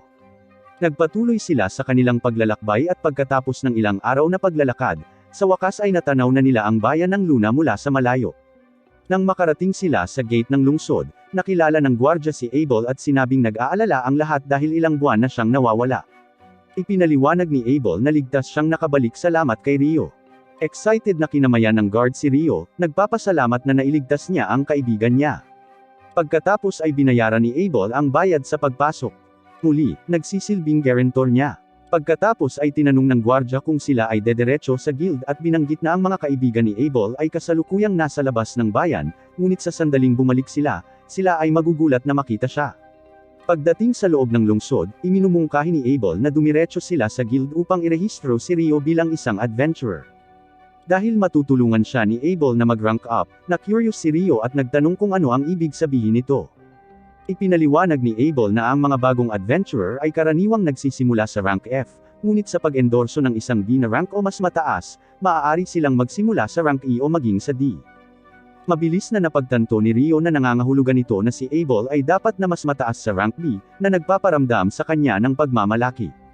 Habang nahihiya si Abel at mabilis na binago ang paksa, ipinaliwanag ni Abel na nagbibigay daan sa mas matataas na ranggo ang access sa mas mahuhusay na quest, na nangangahulugan din ng mas magagandang reward. Inirerekomenda niya ang pagraranggo, bagaman, idinagdag niya na malamang na hindi na kailangang mag-alala pa rin si Rio tungkol sa pera dahil kikita sila ng malaki sa pagbibenta ng Wyvern Magic Stones. Nagtataka si Rio kung talagang ganoon kahalaga ang mga Magic Stone, at ipinaliwanag ni Abel na talagang bihira ang mga ito. Ang pagbibenta ng mga ito ng sabay-sabay ay maaaring mag-crash sa merkado, pero tiwala siyang malalaman ng guild kung paano ito haharapin. Sa wakas ay nakarating na sila sa guild kung saan laking gulat ng receptionist, na si Nina, nang makitang buhay pa si Abel. Sa lalong madaling panahon ng lahat ng mga adventurer ay nagtipon sa paligid niya at napagtanto ni Rio na talagang sikat si Abel. Naisip ni Rio na dapat niyang bigyan sila ng ilang espasyo at humakbang sa labas ng guild upang tamasahin ang sariwang hangin. Noon lang, dumaan sa kanya ang isang babaeng elf at napansin niya si Rio na nakasuot ng damit ng Fairy King. Binanggit niya na talagang napahanga niya ang Haring Engkanto. Hindi makasagot ng maayos si Rio, kaya nagmamadali daw siya at baka magkita ulit sila minsan at umaalis. Makalipas ang ilang sandali, ibinalik ni Abel si Rio sa loob ng guild, kung saan sinabi niya sa lahat na nakaligtas lamang siya dahil kay Rio, na malapit nang magparehistro bilang isang adventurer. Umaasa si Abel na lahat sila ay maging mabait sa kanya. Masaya si Rio na maging sentro ng atensyon habang pinupuri siya ng iba sa pagligtas kay Abel. Pagkatapos, nakita natin ang proseso ng pagpaparehistro ni Rio at sinabi ni Abel na nais niyang irekomenda siya para sa D-rank, ngunit nabigla si Nina dahil ito ang unang pagkakataon na sinuman sa kanyang partido ang nagrekomenda ng isang adventurer. Sinabi ni Abel na si Rio ay napakatalino, ngunit sinabi sa kanya ni Nina na wala siyang problema dito. Bagaman ayon sa mga patakaran, dapat silang magpakita ng ilang uri ng pisikal na patunay ng lakas. Sinabi ni Abel na umaasa siyang makausap ang Guildmaster tungkol dito. Kaya, pumunta si Nina para ipaalam sa Guildmaster ang kanilang kahilingan habang naghihintay sila sa meeting room. Nang ibinahagi ni Nina ang mabuting balita, ang Guildmaster ay nagmamadaling lumapit, sabik na makita si Abel sa sarili niyang mga mata. Siya ay labis na nag-aalala tungkol sa kanya. Pagkatapos ay napansin niya si Rio at ipinakilala ang kanyang sarili bilang Humaglass, ang Guildmaster ng Luna. Nagpasalamat siya kay Rio, na medyo nakaramdam siya ng awkward, at sinabi lang ni Rio na nasa tamang lugar siya sa tamang oras. Sinabi ni Abel kay Hugh na gusto niyang i-endorso si Rio para sa isang rank up. Kaya nagtanong si Hugh tungkol sa kinakailangang patunay. Panatag na pagtitiwala ni Abel sa kanya na mas malakas talaga sa kanya si Rio. Ipinakita sa kanya ni Abel ang mga mahiwagang bato at napagtanto ni Hugh na ang kanilang berdeng kulay ay nangangahulugan na sila ay kabilang sa mga elemento ng hangin. Batay sa kanilang laki at matengkad na ningning, pinaghihinalaan niyang maaaring sila ay mula sa mga wyvern, na kinumpirma ni Abel. Nagulat si Hugh, nahihirapang paniwalaan na nakakolekta sila ng napakarami, dahil ang paglaban sa maraming wyvern ay karaniwang nangangailangan ng isang buong hukbo. Nag-aalala siya na kung sasalakayin ng mga halimaw ang lungsod, maaari itong ganap na masira. Ngunit tiniyak ni Abel sa kanya na hindi na kailangang mag-alala dahil nakatagpo nila ang mga nilalang na malayo sa timog ng mga bundok ng Malefic. Nagulat si Rio nang marinig ang pangalan ng bundok. Kaya sinabi sa kanya ni Abel na kanina pagkatapos nilang matagpuan ang daan papuntang Kailadi, napagtanto niya kung nasaan sila. Ibinunyag ni Hugh na sinasabing walang nakalusot sa mga bundok na iyon ng buhay at kahit na ang mga makaranasang adventurer ay hindi pumunta doon maliban kung mayroon silang napakalakas na dahilan. Hindi makapaniwala si Hugh na natalo nila mag-isa ang lahat ng wyvern na iyon. Ngunit ngayong nakita na niya ang pisikal na patunay ng kakayahan ni Rio, wala siyang pagtutol sa hiling na rank up. Biglang dumating sa guild ang party ni Abel, ang Crimson Sword. Si Abel ay pumunta upang makakwentuhan ang kanyang mga dating kaibigan habang si Rio ay tumungo upang tapusin ang natitirang proseso ng pagpaparehistro. Sa pagpasok ni Rio sa mga opisina ng Guildmaster, nagsimula siyang magtaka kung talagang karapat-dapat ba siya sa D-rank. Ipinaliwanag ni Hugh na habang si Abel ay napaka-talented, hindi pa niya kayang alisin ang isang wyvern ng mag-isa. Kaya, kung tumulong si Rio na talunin ang ilan, tiyak na napaka-talented niya. Habang tinatapik ni Hugh si Rio sa likod para batiin siya, nagulat siya kung gaano kalakas ang pakiramdam ng katawan ni Rio para sa isang salamangkero. Sa sandaling iyon, dumating si Nina na may dalang papeles at maayos na nagpakilala bago simulan ang pagpaparehistro ni Rio. Sinimulan niya ang maikling panayam sa pamamagitan ng pagtatanong sa kanyang pangalan at pagkumpirma na siya ay isang salamangkero. Pagkatapos ay nagtanong siya tungkol sa kanyang magic element at sinabi niya sa kanya na ito ay tubig. Nang tanungin niya kung saan siya nakatira, ipinaliwanag ni Rio na kararating lang niya sa lungsod. Ipinaalam sa kanya ni Nina na sa unang 300 araw pagkatapos sumali sa guild, pinapayagan siyang manatili sa mga tuluyan ng guild. Tinanong ni Nina kung nakapunta na ba siya sa dungeon noon, at inamin niyang hindi pa. Kaya, sinabi niya sa kanya ang tungkol sa isang buwanang panimulang kurso sa Dungeon Engineering, na nag-aalok ng buong gabay para sa mga bagong adventurer at mga tips sa kung ano ang dapat harapin. Nang tanungin ni Nina kung interesado ba siya, tuwang-tuwang sumagot si Rio. Ipinapaalam niya sa kanya na magsisimula ang susunod na kurso sa loob ng 2 araw at sinabing ipapalista niya siya. Sinabihan siya ni Nina na pumunta sa meeting room sa ikatlong palapag ng 9:00 ng araw na yon. Nang mukhang nagulat si Rio, idinagdag ni Nina na may orasan sa bayan upang tulungan siyang subaybayan ang oras. Sa pamamagitan nito, tinapos ni Nina ang mga papeles, ngunit nalito si Rio nang sabihin niyang oras na upang simulan ang aktwal na pagpaparehistro. Hiniling niya kay Rio na ilagay ang kanyang kamay sa isang kristal, at ang device ay agad na lumikha ng kanyang guild card, na pagkatapos ay ibinigay niya sa kanya.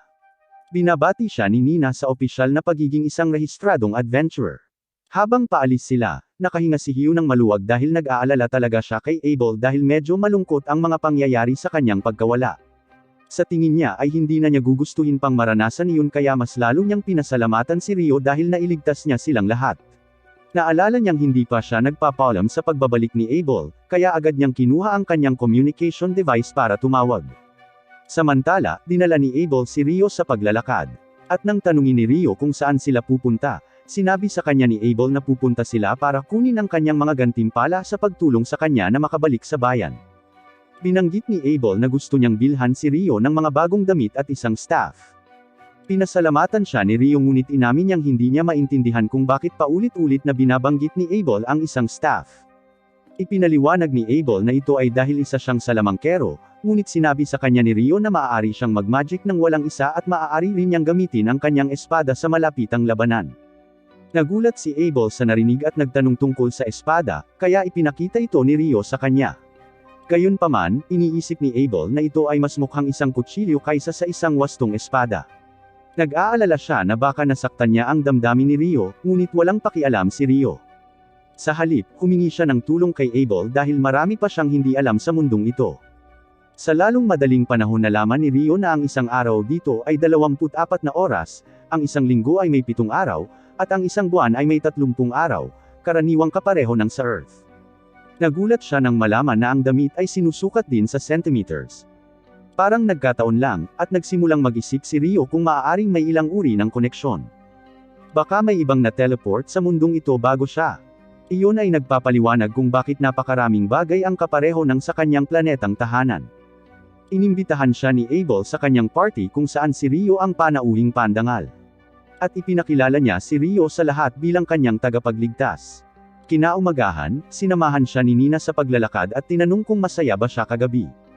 Sinabi ni Rio na nasiyahan siya, ngunit inamin na siya ay medyo napagod. Hindi nagtagal ay nakarating sila sa mga dorm ng guild, at pagpasok nila sa silid, nakita nila ang isang lalaki na nagpupush up. Nang mapansin niya si Nina, natarante siya.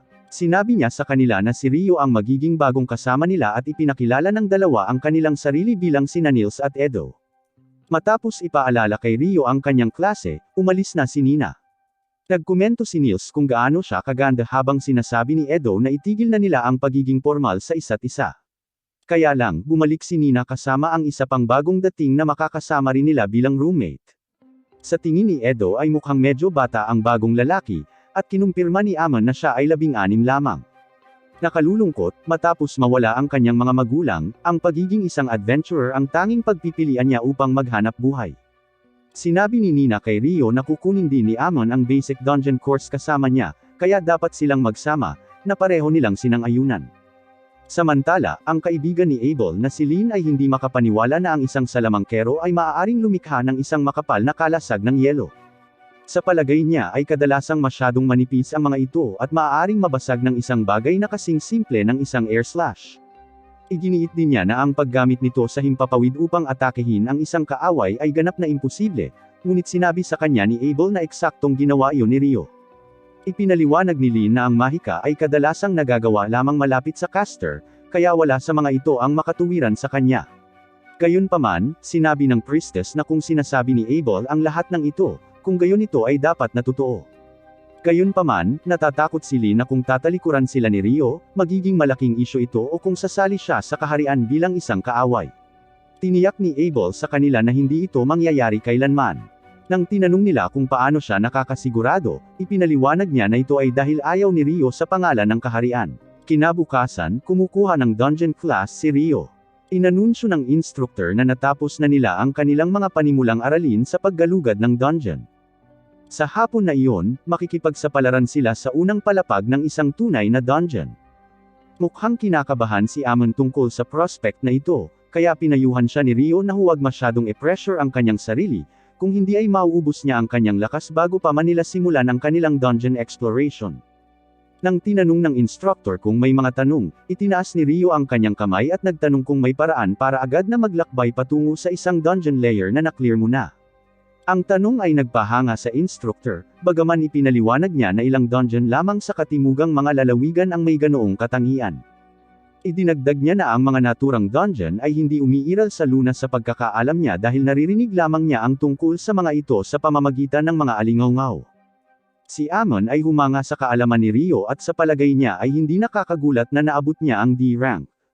Ngunit mabilis na iniba ni Rio ang usapan, sinabing narinig niya ito mula sa iba.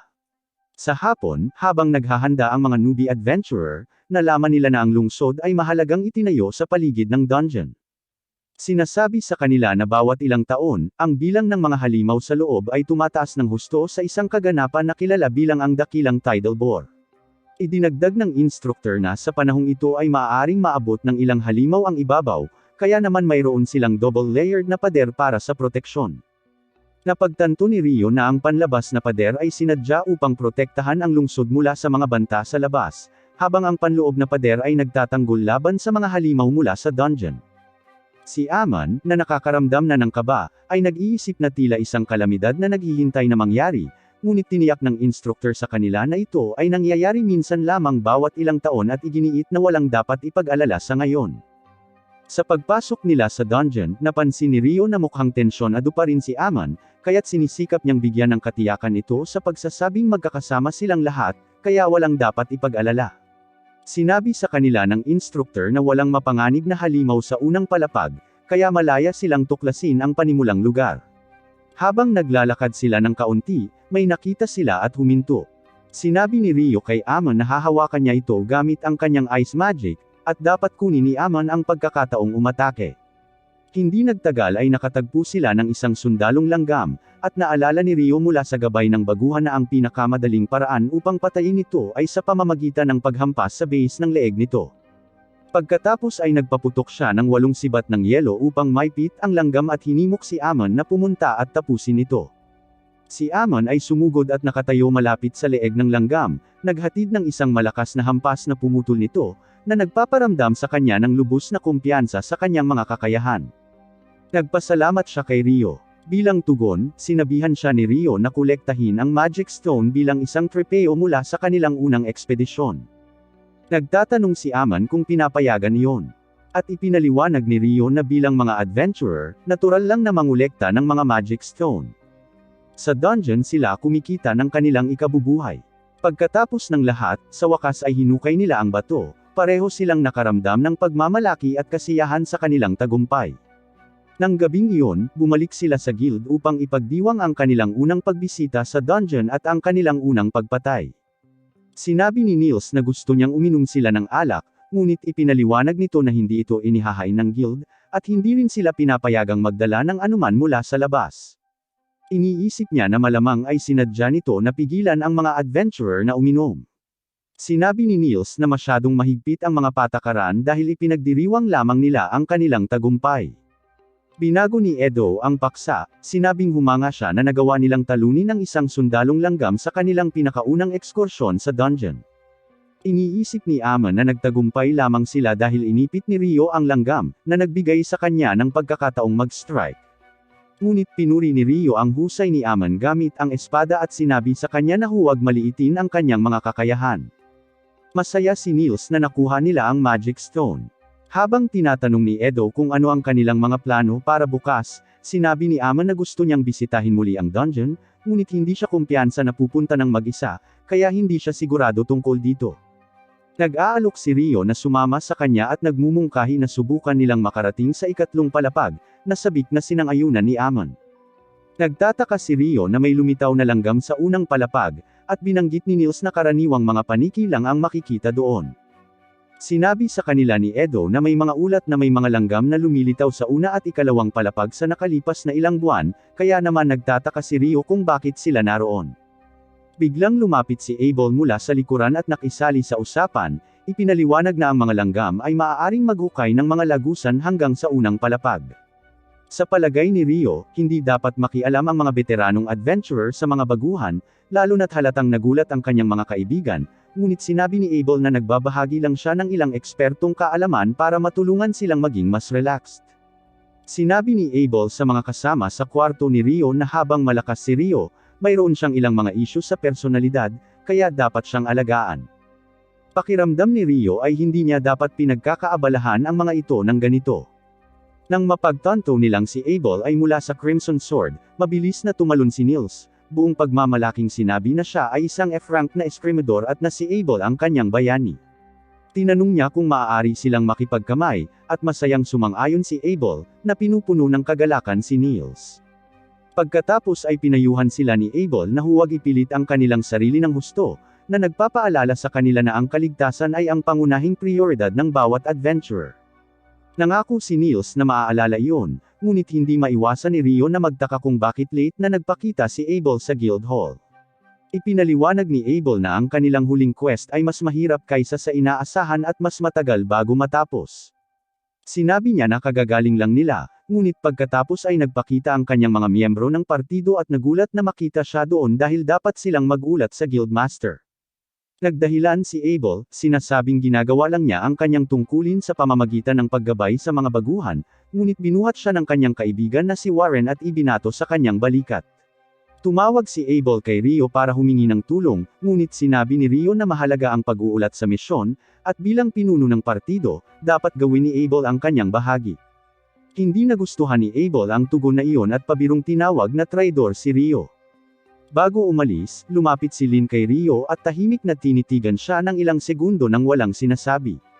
Pagkalipas ng ilang minuto, pinag-usapan ng mga kaibigan ni Rio kung gaano sila kahanga-hanga sa Crimson Sword Party. Habang pinupuri nila si Abel, hindi maintindihan ni Rio kung bakit sila interesado sa kanya. Samantala, habang dinadala si Abel sa Guildmaster, sinabihan ni Leia si Lin na huwag tumitig sa mga tao, iniisip kung paano niya pinapanood si Rio, ngunit tumugon si Lin na kahit sino ay mag-usi sa pagkatapos marinig ang papuri sa kanya ni Abel. Pagkatapos ay sinabihan sila ni Abel na huwag mag-alala. Malapit na nilang makita ang kapangyarihan ni Rio para sa kanilang sarili. Iniisip lang ng iba na sinusubukan niyang kumilos ng cool. Kinaumagahan, nasa sabik si Amon na bumalik sa dungeon, ngunit pinaalalahanan siya ni Rio na dahan-dahan lang ito. Hindi na kailangang magmadali. Pagdating sa loob, mabilis silang nakatagpo ng mga halimaw. Si Rio ay nagpaputok ng yelo sa kanila, habang si Amon, na nakakaramdam ng higit na kumpiyansa, ay mabilis na gumanti ng may isang lobo na sumugod sa kanya, na madaling hiniwa ang katawan nito. Sinubukan ng isa pang lobo na likuran si Amon, ngunit tinamaan ito ni Rio ng mas maraming sibat ng yelo, na nagbibigay kay Amon ng pagkakataong tapusin ito.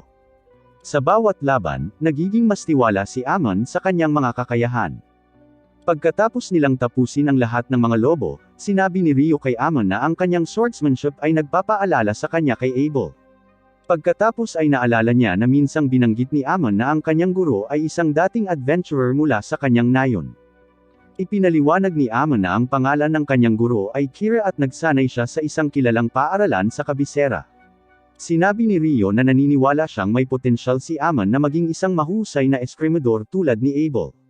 Si Amon naman ay humanga na si Rio, sa kabila ng pagiging isang salamangkero, ay tila napakaraming kaalaman sa swordsmanship. Ipinaliwanag ni Rio na dati siyang nagsasanay sa isang mentor, ngunit dahil orihinal ang kanyang estilo, hindi niya alam kung mahusay siya dito. Tinanong ni Rio si Amon kung handa na ba siyang magpatuloy sa paggalugad. Sinabi ni Amon na oo, ngunit naisip ni Rio na dapat siyang magpahinga ng kaunti dahil ang kanyang estilo ng pakikipaglaban ay tila nakakapagod pa rin. Iminungkahi niya na si Amon ay magsimulang tumakbo ng regular upang palakasin ang kanyang tibay at inaalala kung paano nagsanay si Abel sa unang pagkakataon sa umaga. Idinagdag ni Rio na kahit na ang pinakamahuhusay na manlalaban ay kailangang magsanay ng husto na nagudyok kay Amon na itulak pa ang sarili. Kinabukasan, tumungo si Rio sa silid-aklatan na umaasang matuto patungkol sa alchemy. Inabutan siya ng receptionist ng ilang panimulang aklat. Ang isa ay gabay ng baguhan at ang isa ay isang recipe book na puno ng kapaki-pakinabang na impormasyon. Pagkatapos ng pagbabasa, naisip ni Rio na kakailanganin niya ang sarili niyang mga kopya kung gusto niyang seryosohin ang alchemy, kahit na iniisip niya kung magkano ang magagastos ng mga ito. Biglang nagdilim ang buong bayan habang tinatakpan ng eclipse ang kalangitan. Pero parang nagbago ang buong mundo. Naramdaman ni Rio na may tao sa likod niya at mabilis na nagpatawag ng maraming patong ng mga pader ng yelo sa tamang oras upang harangan ang pag-atake ng apoy mula sa hindi kilalang kaaway. Sa pagkawala ng alikabok, nakita ni Rio ang isang babaeng demonyo. Ang demonyo ay tila nagulat na ang isang tao ay nahuli dito, kahit na siya casually idinagdag na ito ay hindi mahalaga. Malapit na niya itong patayin. Mula sa kapangyarihan sa likod ng kanyang pag-atake, napagtanto ni Rio na siya ay nasa Akuma.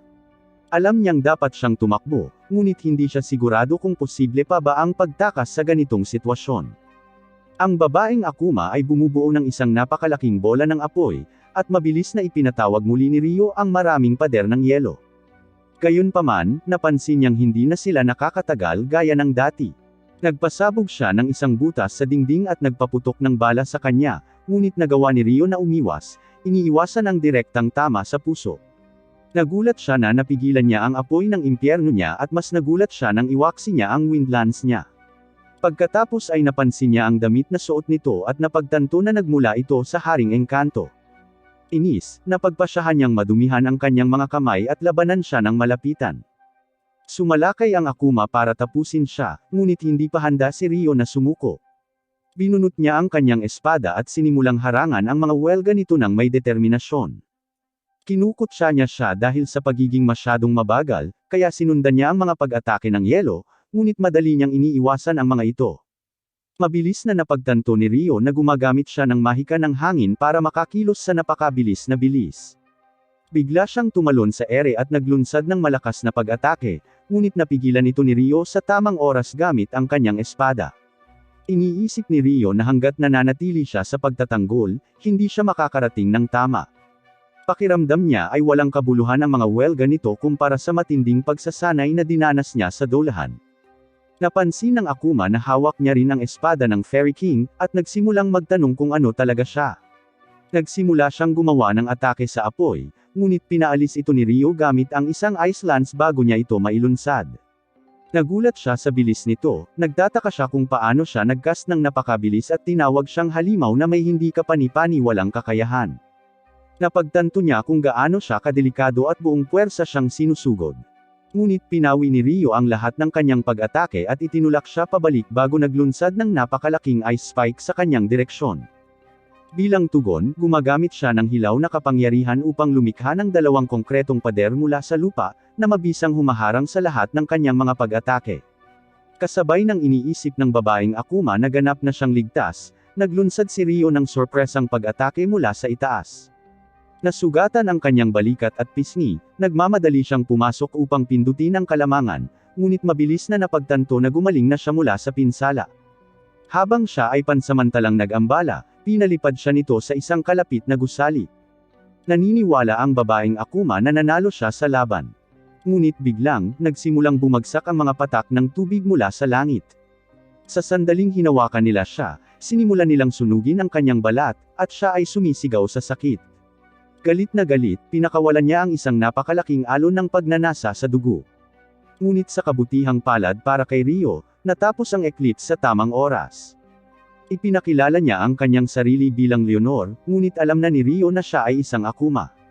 Nagulat siya na alam nito ang pag-iral ng kanyang uri, na nangangahulugang dapat ay pinatay niya ito, ngunit alam niyang imposibleng talunin siya sa loob ng limitasyon ng oras. Sinabi sa kanya ni Leonor na nasiyahan siya sa laban at umaasa na makita siyang muli, ngunit hindi ganoon ang nararamdaman ni Rio. Gayunpaman, iginiit ni Leonor na magkikita silang muli dahil sa kung gaano siya katatag. Hindi man siya makabalik, baka makatagpo siya ng mga katulad niya. Dahil dito, naintriga si Rio, napagtanto na marami pang Akumas sa mundo. Bago umalis, binalaan niya ito na huwag papatayin ang sarili dahil sa kanya na ang buhay nito. Inaasahan din ni Leonor na magiging mas malakas sa susunod na pagkikita nila, pagkatapos ay biglang naglaho sa paningin. Masaya si Rio na mabuhay at naniniwalang dahil sa damit na ito ang lahat, kung hindi ay magkakaroon ng butas sa kanyang balikat. Napagpasyahan niya na ang kanyang susunod na hakbang ay bilhin ang mga aklat na iyon, kaya't tumuloy siya upang mag-withdraw ng pera mula sa kanyang account. Pagkatapos mag-withdraw ng pera mula sa kanyang account, nakaramdam si Rio ng kasiyahan, na napagtantong medyo mayaman siya mula sa pagbibenta ng mga wyvern na bato sa guild. Sa tingin niya ay hindi na niya kailangang mag-alala tungkol sa paghahanap buhay. Ngunit pagbalik niya sa kanilang silid, wala siyang nakitang naghihintay sa kanya. Nagpasya siyang magtungo sa bookstore para bumili ng mga alchemy books. Ngunit sa daan, bigla niyang namataan ng ilang adventurer na nananakot sa kanyang mga kaibigan sa kalye. Narinig ni Rio na sinasabi ng pinuno sa grupo ni Rio na dapat silang laging handa para sa isang pag-atake dahil ang mga halimaw ay hindi nagbibigay ng mga babala. Ngunit bago niya matapos ang kanyang punto, pinatumba ni Rio ang mga nananakot gamit ang tiyak na salamangka ng yelo. Ang kanilang pinuno, si Dan, ay nagalit at sinubukang suntukin si Rio, ngunit madaling umiwas si Rio at natamaan siya ng hawakan ng kanyang espada, na tinamaan siya ng malakas na nauwi sa pagsusuka. Pagkatapos ay binibigyan ni Rio ang kanyang mga kaibigan ng mga magic potion upang matulungan silang gumaling ng mabilis. Gayunpaman, sinabi niya na dapat silang pagod at iminumungkahi na pumunta silang lahat sa mga hot spring para magpagaling. Mamaya sa hot spring pinagaling ni Edo ang kanyang pinsala sa balikat gamit ang healing magic. Nagulat si Edo na nasaktan si Rio sa kabila ng pagiging malakas nito sa labanan. Tinanong ni Aman kung ano ang nilalabanan ni Rio kanina, ngunit iniiwasan ni Rio ang tanong, sinabing sasabihin niya sa kanila sa ibang pagkakataon kapag handa na siya. Kinabukasan, bumalik si Aman sa dungeon kasama sina Mills at Edo sa kanyang tabi. Dumiretso ang tatlo sa ikalimang layer kung saan pamwesto si Aman sa harapan at pinabagsak ang Archer Goblin. Pagkatapos niyang tapusin ang halimaw, gumamit si Edo ng level 2 na pagpapagaling sa kanya at ginagamot ang maliit na sugat. Pagkatapos ay pinagtatalunan ni Edo na ang mga Goblin Archer ay hindi dapat magpakita sa ikalimang layer at may kakaiba dito. Sinundan ni Niels sa pamamagitan ng pagbabahagi ng isang bagay na natutunan niya kay Abel, na nagsasabi na ang kaligtasan ay dapat palaging kanilang pangunahing prioridad.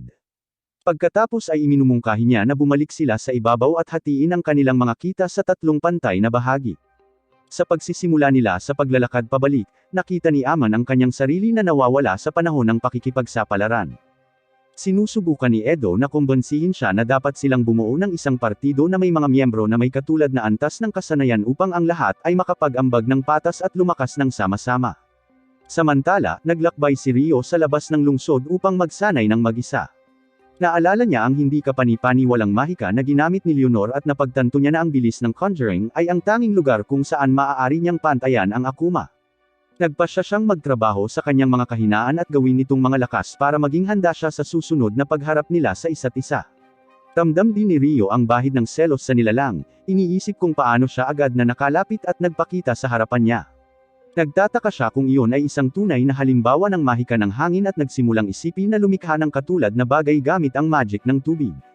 Ang unang spell na pumasok sa isip ay water jet, kaya nagpasya siyang subukan ito.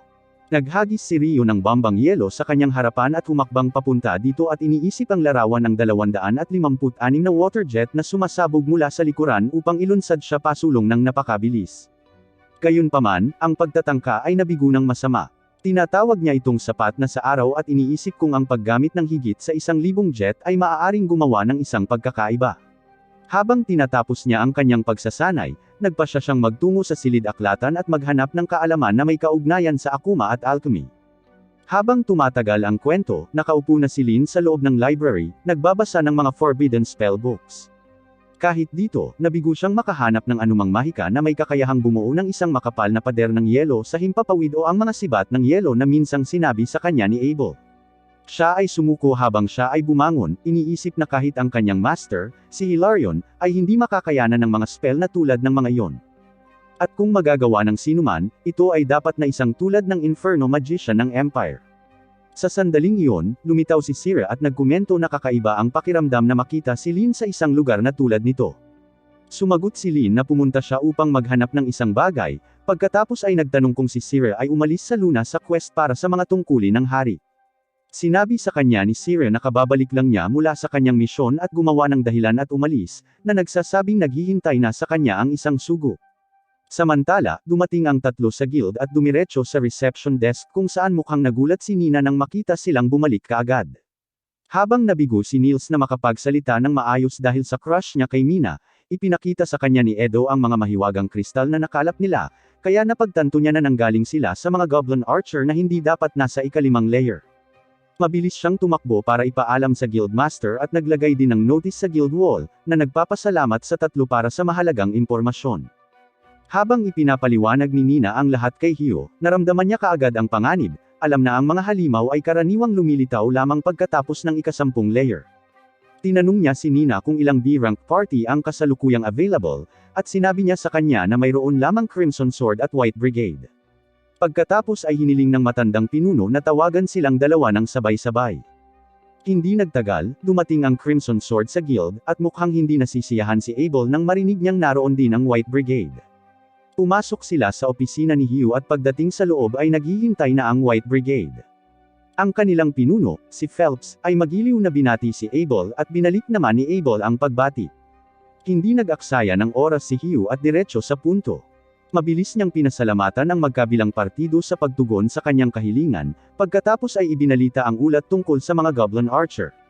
Tinanong ni Abel kung maaasahan ang impormasyon, at ipinaliwanag ni Hugh na ang pagbabalik ng tatlo na may mga kristal ay patunay.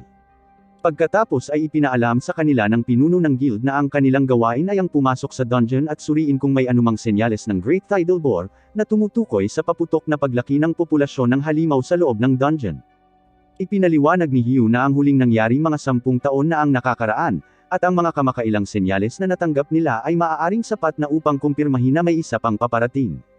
Nag-aalok siya sa kanila ng isang mapagbigay na gantimpala para sa pag-verify nito at ibinahagi ang lahat ng kanyang mga plano, kahit na binanggit niya na naabisuhan na niya ang Panginoon tungkol sa sitwasyon. Nilinaw ng pinuno ng guild na hindi niya ito intensyon at hinihiling sa magkabilang partido na lumabas sa susunod na umaga. Ipinaalam din ni Mr. Hugh sa kanila na naglabas siya ng abiso na pansamantalang isara ang dungeon. Ang dalawang grupo ay mabilis na tumayo mula sa kanilang mga upuan at tinanggap ang kahilingan. Kinaumagahan, maagang gumising si Rio at lumabas habang ang iba ay umaalis pa sa kama. Binanggit niya na plano niyang bisitahin ang hilagang bahagi ng isang silid-aklatan, umaasa na makahanap ng material na mas advanced kaysa sa kung ano ang magagamit sa timog na bahagi. Itinuturo ni Amon na mayroong mga ipinagbabawal na teksto na magagamit din doon, ngunit ipinaalala ni Edo sa kanila na kailangang maging B-rank lang si Rio upang makakuha ng access sa mga iyon. Pagkatapos nilang batiin siya ng good luck, pumunta si Rio sa library. At sa pag-akyat niya sa hagdan, naabutan niya si Sire na nakatayo doon na nagbabasa ng libro. Samantala, ang Crimson Sword at ang White Brigade ay nagtitipon malapit sa gate ng dungeon. Nang tanungin ni Abel si Phelps kung bakit 20 adventurer lang ang dinala niya, ipinaliwanag ni Phelps na pinili lang niya ang mga nasa itaas ng sea, na bumubuo sa kalahati ng brigade. Itinuring ito ni Abel na isang matalinong pagpili at tumango bilang pagsang-ayon. Nang bubuksan na ng guildmaster ang gate ng dungeon, bigla siyang pinigilan ni Abel, nakaramdam ng kakaibang presensya mula sa loob. Pagkatapos ay hiniling niya kay Lynn na kumpirmahin ito gamit ang kanyang mahika ng hangin. Nagpalabas si Lynn ng wind spell na tinatawag na probe at ipinahayag na mayroong higit sa 100 halimaw na naghihintay malapit sa pasukan, na higit pa sa sapat upang kumpirmahin na nagsimula na ang Great Tidal Bore. Inutusan kaagad ng guildmaster ang lahat na kunin ang mga knight at alertuhan ang buong lugar. Isang emergency quest ang naipost sa guild at lahat ay mabilis na nagmadaling umalis upang gampanan ang kanilang mga tungkulin. Bumalik sa ating bayani, mukhang natutuwa si Sire na makita siyang muli. Tinanong niya kung siya ay isang lokal na adventurer, pagkatapos ay ipinakilala ng maayos ang kanyang sarili, at sinabing naramdaman niyang magkikita silang muli.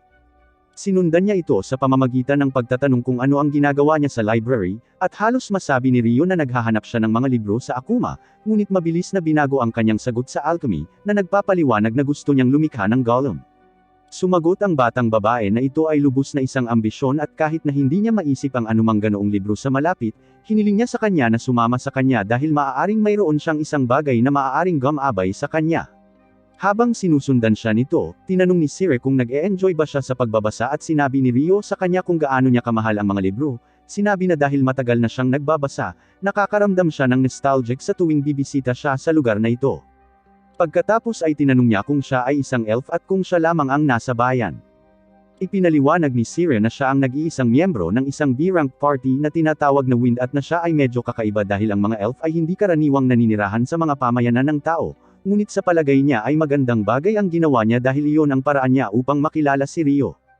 Habang payapang tinatangkilik ni Rio at Sire ang kanilang pag-uusap sa silid-aklatan, ang kaguluhan ay nagsimulang kumalat sa lungsod habang ang mga tao ay nagtitipon sa isang bilog sa paligid ng dungeon at naghihintay para sa mga halimaw na lumitaw. Ang mga pintuan ng dungeon ay bumukas at ang susunod na makikita ay isang kayig ng mga mutated goblins. Inutusan kaagad ng pinuno ng guild ang lahat na umatake gamit ang mga arrow at spell, ngunit ang mga goblins ay patuloy na umaarangkada ng hindi bumabagal. Ang panunood sa mga kabalyero na sumama sa laban ay nagdudulot ng kaluwagan kay Abel nang mapagtanto niyang sila ang Margraves Luna Knights. Sinabi ni Hugh na natutuwa siyang nakipagpulong siya kay Commander Neville kanina na nagbigay daan sa kanila na makapaghanda sa oras. Gayunpaman, habang pinapanood niya ang napakalaking alon ng mga goblins na bumubuhos, nagsimulang mabalisa si Hugh, alam na ang huling pagkakataon ay wala kahit saan na ganito kaseryoso.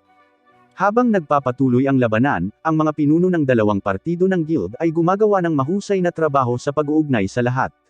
Ganunpaman, lumala ang sitwasyon nang sinabi ni Leah na naubusan na sila ng mga palaso.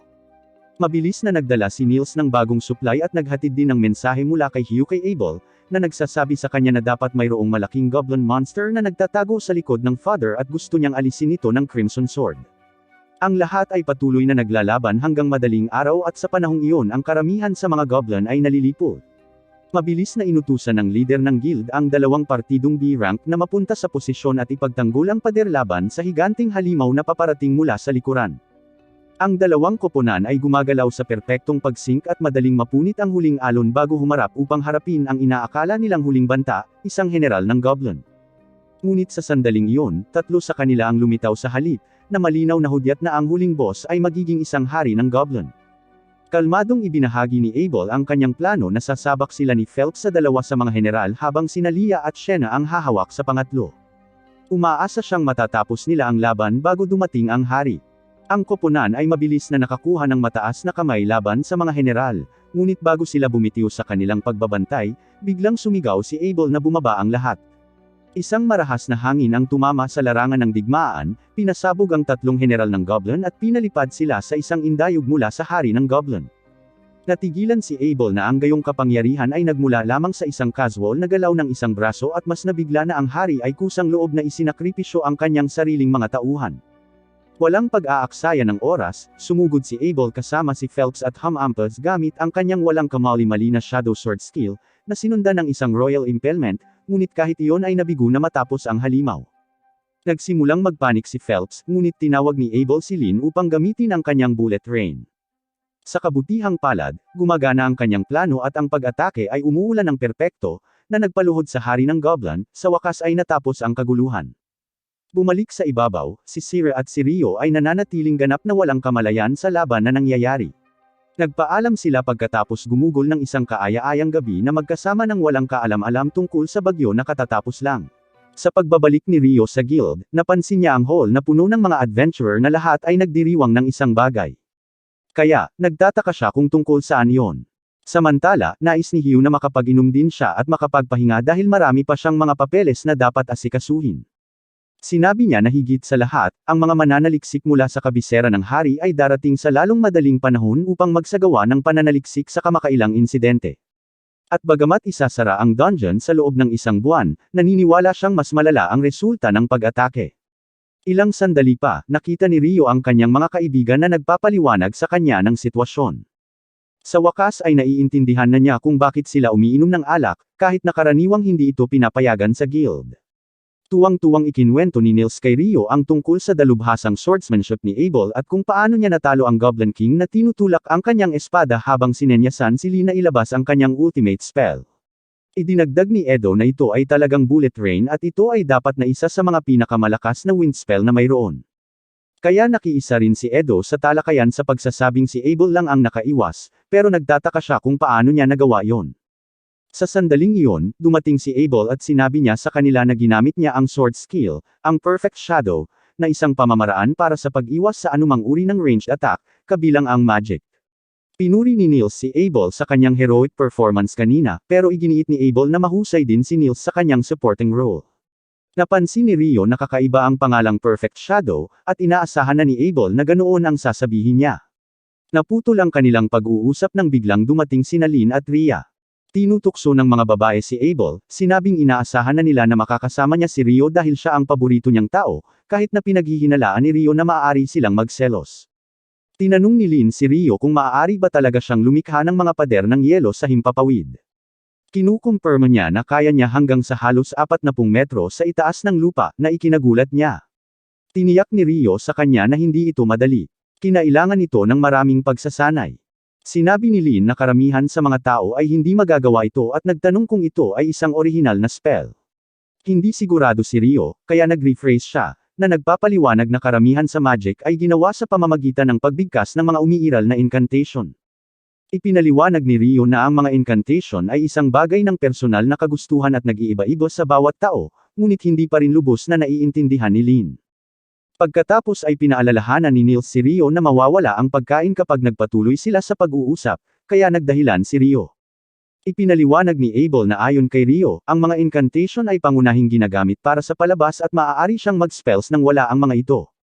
Nag-iiwan ito sa pag-iisip ni Lynn kung paano posible ang ganoong bagay. Kinabukasan, nakita ni Rio ang kanyang mga kaibigan na nagtitipon sa paligid ng job board at nagtataka kung bakit hindi sila nagtatrabaho. Ipinaliwanag nila na ang dungeon ay sarado, kaya plano nilang kumuha ng koleksyon ng paghahanap sa ibabaw, ngunit mayroong labis sa merkado, kaya walang nag-aalok ng mga kontrata sa pagkuha. Tinanong nila kung naghahanap din si Rio ng mga quest, ngunit sinabi niya na naghahanap siya ng isang uri ng mineral na kailangan niya para sa kanyang alchemy practice. Hulaan nila ang ibig niyang sabihin ay magic copper ore na napakamahal. Pero sabi ni Rio 500,000 florins lang. Itinuro ni Amon na humigit kumulang 50 gintong barya. At binibiro ni Niels na dapat masarap maging ganoon kay Amon. Nagdadalamati si Niels na wala silang kikitain kung walang trabaho. Kaya nakakuha ng ideya si Rio at nagpasyang kunin silang lahat para mangolekta ng magic copper ore. Naghahanda silang tumungo sa abandonadong minahan malapit sa nayon ng Rus. Humigit kumulang kalahating araw na lakad ang layo, nag-aalok si Rio sa bawat isa sa kanila ng 4 na gintong barya, gaano man karami ang kanilang nakolekta at karagdagang 25 gintong barya para sa bawat piraso ng magic copper ore na kanilang nahanap. Ang tanging kondisyon niya ay iwasan nila ang hindi kinakailangang panganib at makabalik ng ligtas. Tinanong ni Niels kung talagang sigurado si Rio tungkol dito, ngunit itinuro ni Rio na mas mababa pa rin ang 37 gintong barya kaysa sa babayaran niya para sa ore sa bayan. Gayunpaman, dahil hindi ito trabaho ng guild, hindi sila makakatanggap ng anumang kredito para dito. Masayang tinanggap nilang lahat ang misyon at bumalik si Rio sa kanyang silid nang marinig lamang ang kaguluhan sa labas. Tumingin siya sa labas at nagulat na makita ang ilang mga sundalo na binubuli ang isang babae at mas nagulat pa na ang nagtatangkang protektahan siya ay walang iba kundi si Dan. Ang parehong tao na tinuruan ni Rio ng leksyon hindi pa nagtagal. Habang sinusubukan ng mga kabalyero na ilayo ang babae, hinayla siya ni Dan pabalik at itinulak sila palayo. Isang sundalo ang naghahanda na hampasin siya, ngunit nakakagulat na nawala ng balanse at nahulog. Si Dan mismo ay tila hindi sigurado sa nangyari. Sinubukan ng kabalyero na umatake muli, ngunit ganoon din ang nangyari. Muli siyang napadpad sa lupa. Nagtataka sila kung ano ang nangyayari. Sa sandaling iyon, biglang dumating si Phelps at hiniling na malaman kung ano ang ginagawa ng mga kabalyero. Sinabi nila sa kanya na huwag makialam dahil adventurer lang siya, ngunit tumugon siya na isa rin siyang maharlika, ipinakilala ang kanyang sarili bilang tagapagmana ng House Heinlein. Napagtatanto na siya ang anak ng dating commander ng Royal Knights, ang mga sundalo ay natakot at mabilis na tumakas. Pinuri ni Phelps si Dan para sa kanyang katapangan at sinabi sa kanya na dalhin ang babae sa kanyang mga kaibigan. Pagkatapos ay lumingon siya kay Rio at nagtanong kung siya ba ang lubos na pinupuri ni Abel, na ipinakilala ang kanyang sarili bilang kapitan ng White Brigade. Sinabi ni Phelps na sinabi sa kanya ni Abel ang tungkol kay Rio. Ngunit pagkatapos na makita ang kanyang mahika, natiyak niyang talented talaga si Rio. Nakaramdam ng kaba si Rio. Kaya't sinabi ni Phelps na ang kabalyero ay dapat na nadulas lamang, sinusubukang huwag ibunyag ang kapangyarihan ni Rio dahil malamang na gusto niyang itago ang mga ito. Idinagdag ni Phelps na sa kanilang kamakailang misyon, natitiyak ni Abel na magiging mas madaling pangasiwaan ang dakilang tidal bore kung naroon si Rio. Pagkatapos ay nag-ambala sila ng kasama ni Phelps, na nagpapaalala sa kanya na malilate na sila. Bago umalis, muling nagpasalamat si Phelps kay Rio sa pakikitungo sa Knights. Habang naglalakad sila palayo, napansin ni Rio kung gaano sila kalakas, ngunit nagtataka kung bakit nagtatrabaho ang anak ng isang Marquess bilang isang adventurer.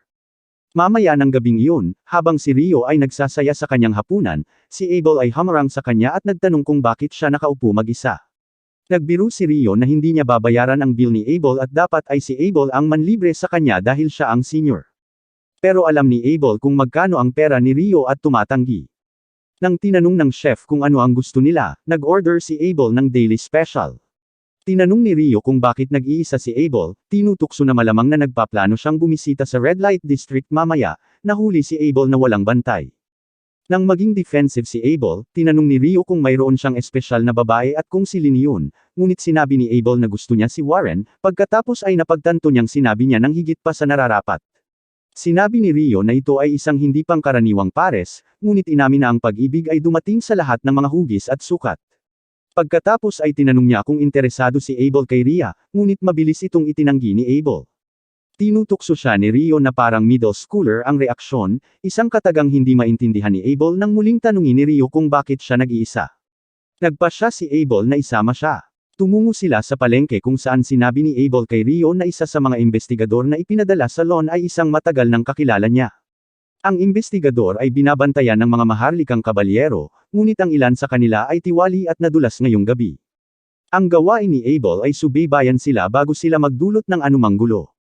Biglang pinigilan ni Rio si Abel, itinuro ang ilang nakahod na adventurer na hindi niya kilala mula sa welcome party ni Abel. Ipinapalagay ni Abel na narito sila para sa paggalugad ng dungeon, ngunit ipinaalala sa kanya ni Rio na sarado ang dungeon. Sinusundan nila ang mga lalaki sa isang eskinita kung saan sinubukan ng isang lalaking nakahod na maglunsad ng palihim na pag-atake kay Rio. Madali niya itong hinarangan at mabilis na ibinaba silang lahat gamit ang dalawang bloke ng yelo mula sa itaas. Nadidismaya sila ni Rio, na umaasa sa higit pang hamon. Habang napansin ni Abel ang isang alchemy box, nasa sabik si Rio, ngunit sinabi sa kanya ni Abel na para sa investigasyon ito. Nalaman ni Abel na ang mga lalaki ay talagang C-rank adventurer mula sa jailer, ang kabisera ng handelo, at nagtataka kung ano ang kanilang ginagawa doon. Nagpasya siyang ibigay ang mga ito sa mga gwardya ng lungsod. Biro ni Rio na bihirang accomplishment ito para sa kanya, pero sabi ni Abel, hindi na ito bago. Pagkatapos ay itinanong ni Rio kung ang pagyayabang tungkol sa kanyang mga pakikipagsapalaran sa lahat ng tao sa party ay binibilang-bilang isa, na nag-udyok kay Abel na tanungin kung paano niya nalaman ang tungkol doon. Samantala, habang naglalakad si Phelps, sinubukan siyang salakayin ng mga kabalyero kanina bilang paghihiganti. Gayunpaman, naharang sila ni Shena, na nagsunog sa kanila ng kanyang mahika sa apoy, na walang iniwan na bakas, na iniwan si Phelps na humanga. Nang maglaon, isang grupo ng mga lalaki ang dumating sa bayan at nakipagkita kay Hugh, na hindi nasisiyahan ang hilingin nila sa kanya na muling buksan ang dungeon para sa kanilang investigasyon at magbigay ng mga adventurer para sa kanilang proteksyon. Ipinaliwanag ng isa sa mga lalaki, si Clive Staples, na itinalaga ng kanyang kamahalan si Earl Harold Lawrence, ang ministro ng Domestic Affairs, bilang bagong pinuno ng kanilang ekspedisyon sa pananaliksik, na nagbibigay sa kanila ng buong awtoridad sa koponan habang sila ay nasa lugar. Gayunpaman, pinaalalahanan sila ni Hugh na ang ilang mga kahilingan ay hindi makatotohanan. Muling idiniin ni Clive kung ano ang ibig sabihin ng pagkakaroon ng kumpletong awtoridad, ngunit sa palagay ni Hugh nakalimutan na nila ang kahulugan ng hindi makatwiran. Humingi ng paumanhin ang kanilang pinuno para sa sitwasyon ng pagkain at sinabing aayusin niya ang mga supply na dadalhin mula sa mga kalapit na bayan, ngunit iginiit ni Clive na dapat muling buksan ang dungeon. Huminto sandali si Hugh, pagkatapos ay sumang-ayon sa kondisyon na kung may mangyari sa kanyang bayan o sa mga adventurer nito, hindi mananagot ang guild. Mahigpit niyang idinagdag na kung hindi nila matanggap iyon, mananatiling sarado ang dungeon. Sumang-ayon ang lalaki. Sinabi ni Earl na maaari silang umarkila ng mga adventurer sa isang mahusay na rate. Ngunit sinabi sa kanya ni Hugh na depende ito sa mga adventurer mismo. Bago nila simulan ang paggalugad sa dungeon, binalaan sila ni Hugh na walang mga tala ng kalagayan ng dungeon pagkatapos ng isang great tidal bore, kaya dapat silang magpatuloy ng may pag-iingat. Samantala, binisita ni Rio ang lugar na tinutuluyan ng party ni Abel at sa tingin niya ay dapat maganda ang kanilang cafeteria. Bago siya makapasok, isang batang babae ang lumapit at nagtanong tungkol sa guild, na nagsasabing kailangan niyang maghatid ng isang mahalagang sulat doon. Balak ni Rio na kumain muna, pero mapilit ang dalaga. Maya-maya, pinapasok siya ni Rio sa loob, at iniabot niya ang sulat kay Abel, na sinasabing galing kay Professor Herion. Nabasa ito ni Abel at nalaman na gusto ng propesor na suportahan niya ang mga mage ng korte sa kanilang pagsisiyasat sa dungeon. Tinanong ni Rio kung ang dungeon ay hindi sarado, kaya ipinaliwanag ni Abel ang tungkol sa partido ng pagsisiyasat, na may pag-aalala sa kanyang mukha. Nang tanungin ni Rio kung may bumabagabag sa kanya, sinabi sa kanya ni Abel ang tungkol sa isang A-rank party na hindi na bumalik. At ito ay hindi lamang A-rank party. Ang kanilang pinuno ay sinasabing isang superhuman sa bingit ng S-rank. Nangangahulugan nito na wala silang ideya kung ano ang mangyayari sa loob ng dungeon pagkatapos ng isang Great Tidal Bore. Naisip ni Rio na ang matalinong pagpipilian ay ang manatiling ligtas, pagkatapos ay nagdahilan sa kanyang sarili na kumain habang ang babae ay nagpapasalamat sa kanya sa paggabay sa kanya. Tinanong ni Rhea ang kanyang pangalan at ipinakilala niya ang kanyang sarili bilang Natalie Schwarzkopf. Kinikilala ni Lynn ang kanyang pamilya bilang mga sikat na salamangkero ng tubig, ngunit sinabi ni Natalie na hindi siya gaanong kahanga-hanga. Tinanong ni Lynn kung nakarinig ba si Natalie ng isang spell na maaaring mag-conjure ng isang pader ng yelo na may kalayuan mula sa caster, ngunit hindi rin ito narinig ni Natalie. Nagtataka si Abel kung bakit nahuhumaling si Lynn sa mga kakayahan ni Rio, ngunit tumutol si Lynn, sinabing sinumang mage ay interesadong matuto ng isang spell na tulad niyan. Noon lang, sumabad si Natalie para tanungin kung talagang umiiral ang magic na ganyan. Kaya, sinasabi nila sa kanya na kaya ni Rio na gawin ito. Sa tala na iyon, sinabi ni Abel sa kanila na kung sakaling maglaban sila ni Rio, kahit silang apat ay hindi makakatalo sa kanya, kaya maaari rin silang sumuko. Tsaka hindi naman si Rio yung tipong pumatay ng tao. Pinayuhan din niya si Natalie na kung sakaling kailanganin niya ang tulong at hindi sila magagamit, maaari niyang tanungin si Rio, na karaniwang makikita sa silid ng guild na numero 10, o sa silid aklatan. Kinaumagahan, nakilala ni Abel ang pangkat ng mga investigador, habang ipinaliwanag ni Herion na ang magic device na ito ay ginagamit upang masubaybayan ang natitira na mana sa kapaligiran. Anumang matukoy nito ay iuulat sa pangkat ng pagsusuri sa tent. Malaki ang interes ni Abel. Tinanong ni Herion kung nagsimula na ba siyang magustuhan ng alchemy, ngunit sinabi ni Abel na ang totoo ay kaibigan niya ang interesado sa paksa. Ikinagulat nito ang matanda dahil hindi niya akalain na si Abel ang tipong may mga kaibigan. Sa kabilang banda, bumalik ang mga kaibigan ni Rio na may dalang mineral na hiniling niya, kaya't binibigyan niya sila ng gantimpala, na nagpapasaya sa kanila. Napansin ni Edo na ang dungeon ay muling binuksan.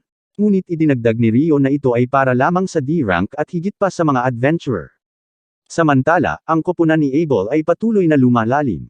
Pagkalipas ng 3 araw, nakarating sila sa ikapitong palapag nang hindi nakatagpo ng anumang halimaw. Ipinaliwanag ni Herion na sinusuri ng pangkat ng pagsusuri sa ibabaw ang kanilang mga nabasa, ngunit wala pa silang nakitang kakaiba. Iniisip ni Abel na kailangan nilang lumalim. Sa sandaling iyon, napansin niya na ang mga mananaliksik mula sa Royal Central University ay medyo nagmamadali. Kaya sinabi ni Rhea na ipinapalagay nila na ang mga halimaw mula sa Great Tidal ay nagmula sa ibaba ng ika-38 na antas. Kinabukasan, ipinaliwanag ni Hugh na ang E at F rank party ay hindi maaaring pumasok sa dungeon, ngunit maaari silang kumuha ng kahaliling trabaho sa pamamagitan ng pagdadala ng pagkain mula sa ibang mga bayan, na mangangailangan ng seguridad. Idinagdag niya na ang White Brigade ay kasangkot na, ngunit maaari silang gumamit ng higit pang mga voluntaryo. Pagkatapos ay nagtanong si Rio tungkol sa kulay ng mga bato na nakolekta sa panahon ng dakilang tidal bore, at sinabi sa kanya ni Hugh na maputla sila, na ikinagulat niya. Samantala, ang exploration team ay nakatuklas ng kakaibang pinto sa dungeon. Binanggit ng isa sa mga investigador na maaaring konektado ito sa ibang lugar. Tuwang-tuwa si Clive na ang kanyang koponan ang unang nakahanap ng gate na ito, kaya inutusan niya ang lahat na iset up ang kagamitan at simulan itong suriin kaagad. Mabilis nilang naayos ang lahat, ngunit sa sandaling mahawakan ng magic tool ang madilim na gate, lahat ay naglalaho mula roon. Sa susunod na sandali, lahat sila ay napapalibutan ng isang madilim na kailaliman. Mabilis na tinawag ni Abel ang kanyang mga kasama na nagtatanong kung ayos lang sila at kinumpirma nila. Lumapit siya kay Harold at tinanong kung ano ang nangyayari. Sumagot si Harold na sinabing nalipat na sila. Kasabay nito, si Clive at ang kanyang koponan ay dinala sa ibang lugar sa madilim na kailaliman din. Isinasaalang-alang ang kanilang sitwasyon, agad na inutusan ni Clive ang iba pang mga adventurer na huminto sa pagtayo at simulan ang pagsusuri sa kanilang paligid ng sabay-sabay. Kailangan nilang manatiling maingat dahil hindi nila alam kung ano ang maaaring lumitaw. Habang ang iba ay sinusuri ang lugar, ang isa sa mga adventurer ay lumapit kay Clive at hiniling sa kanya na ipaliwanag kung ano ang nangyari.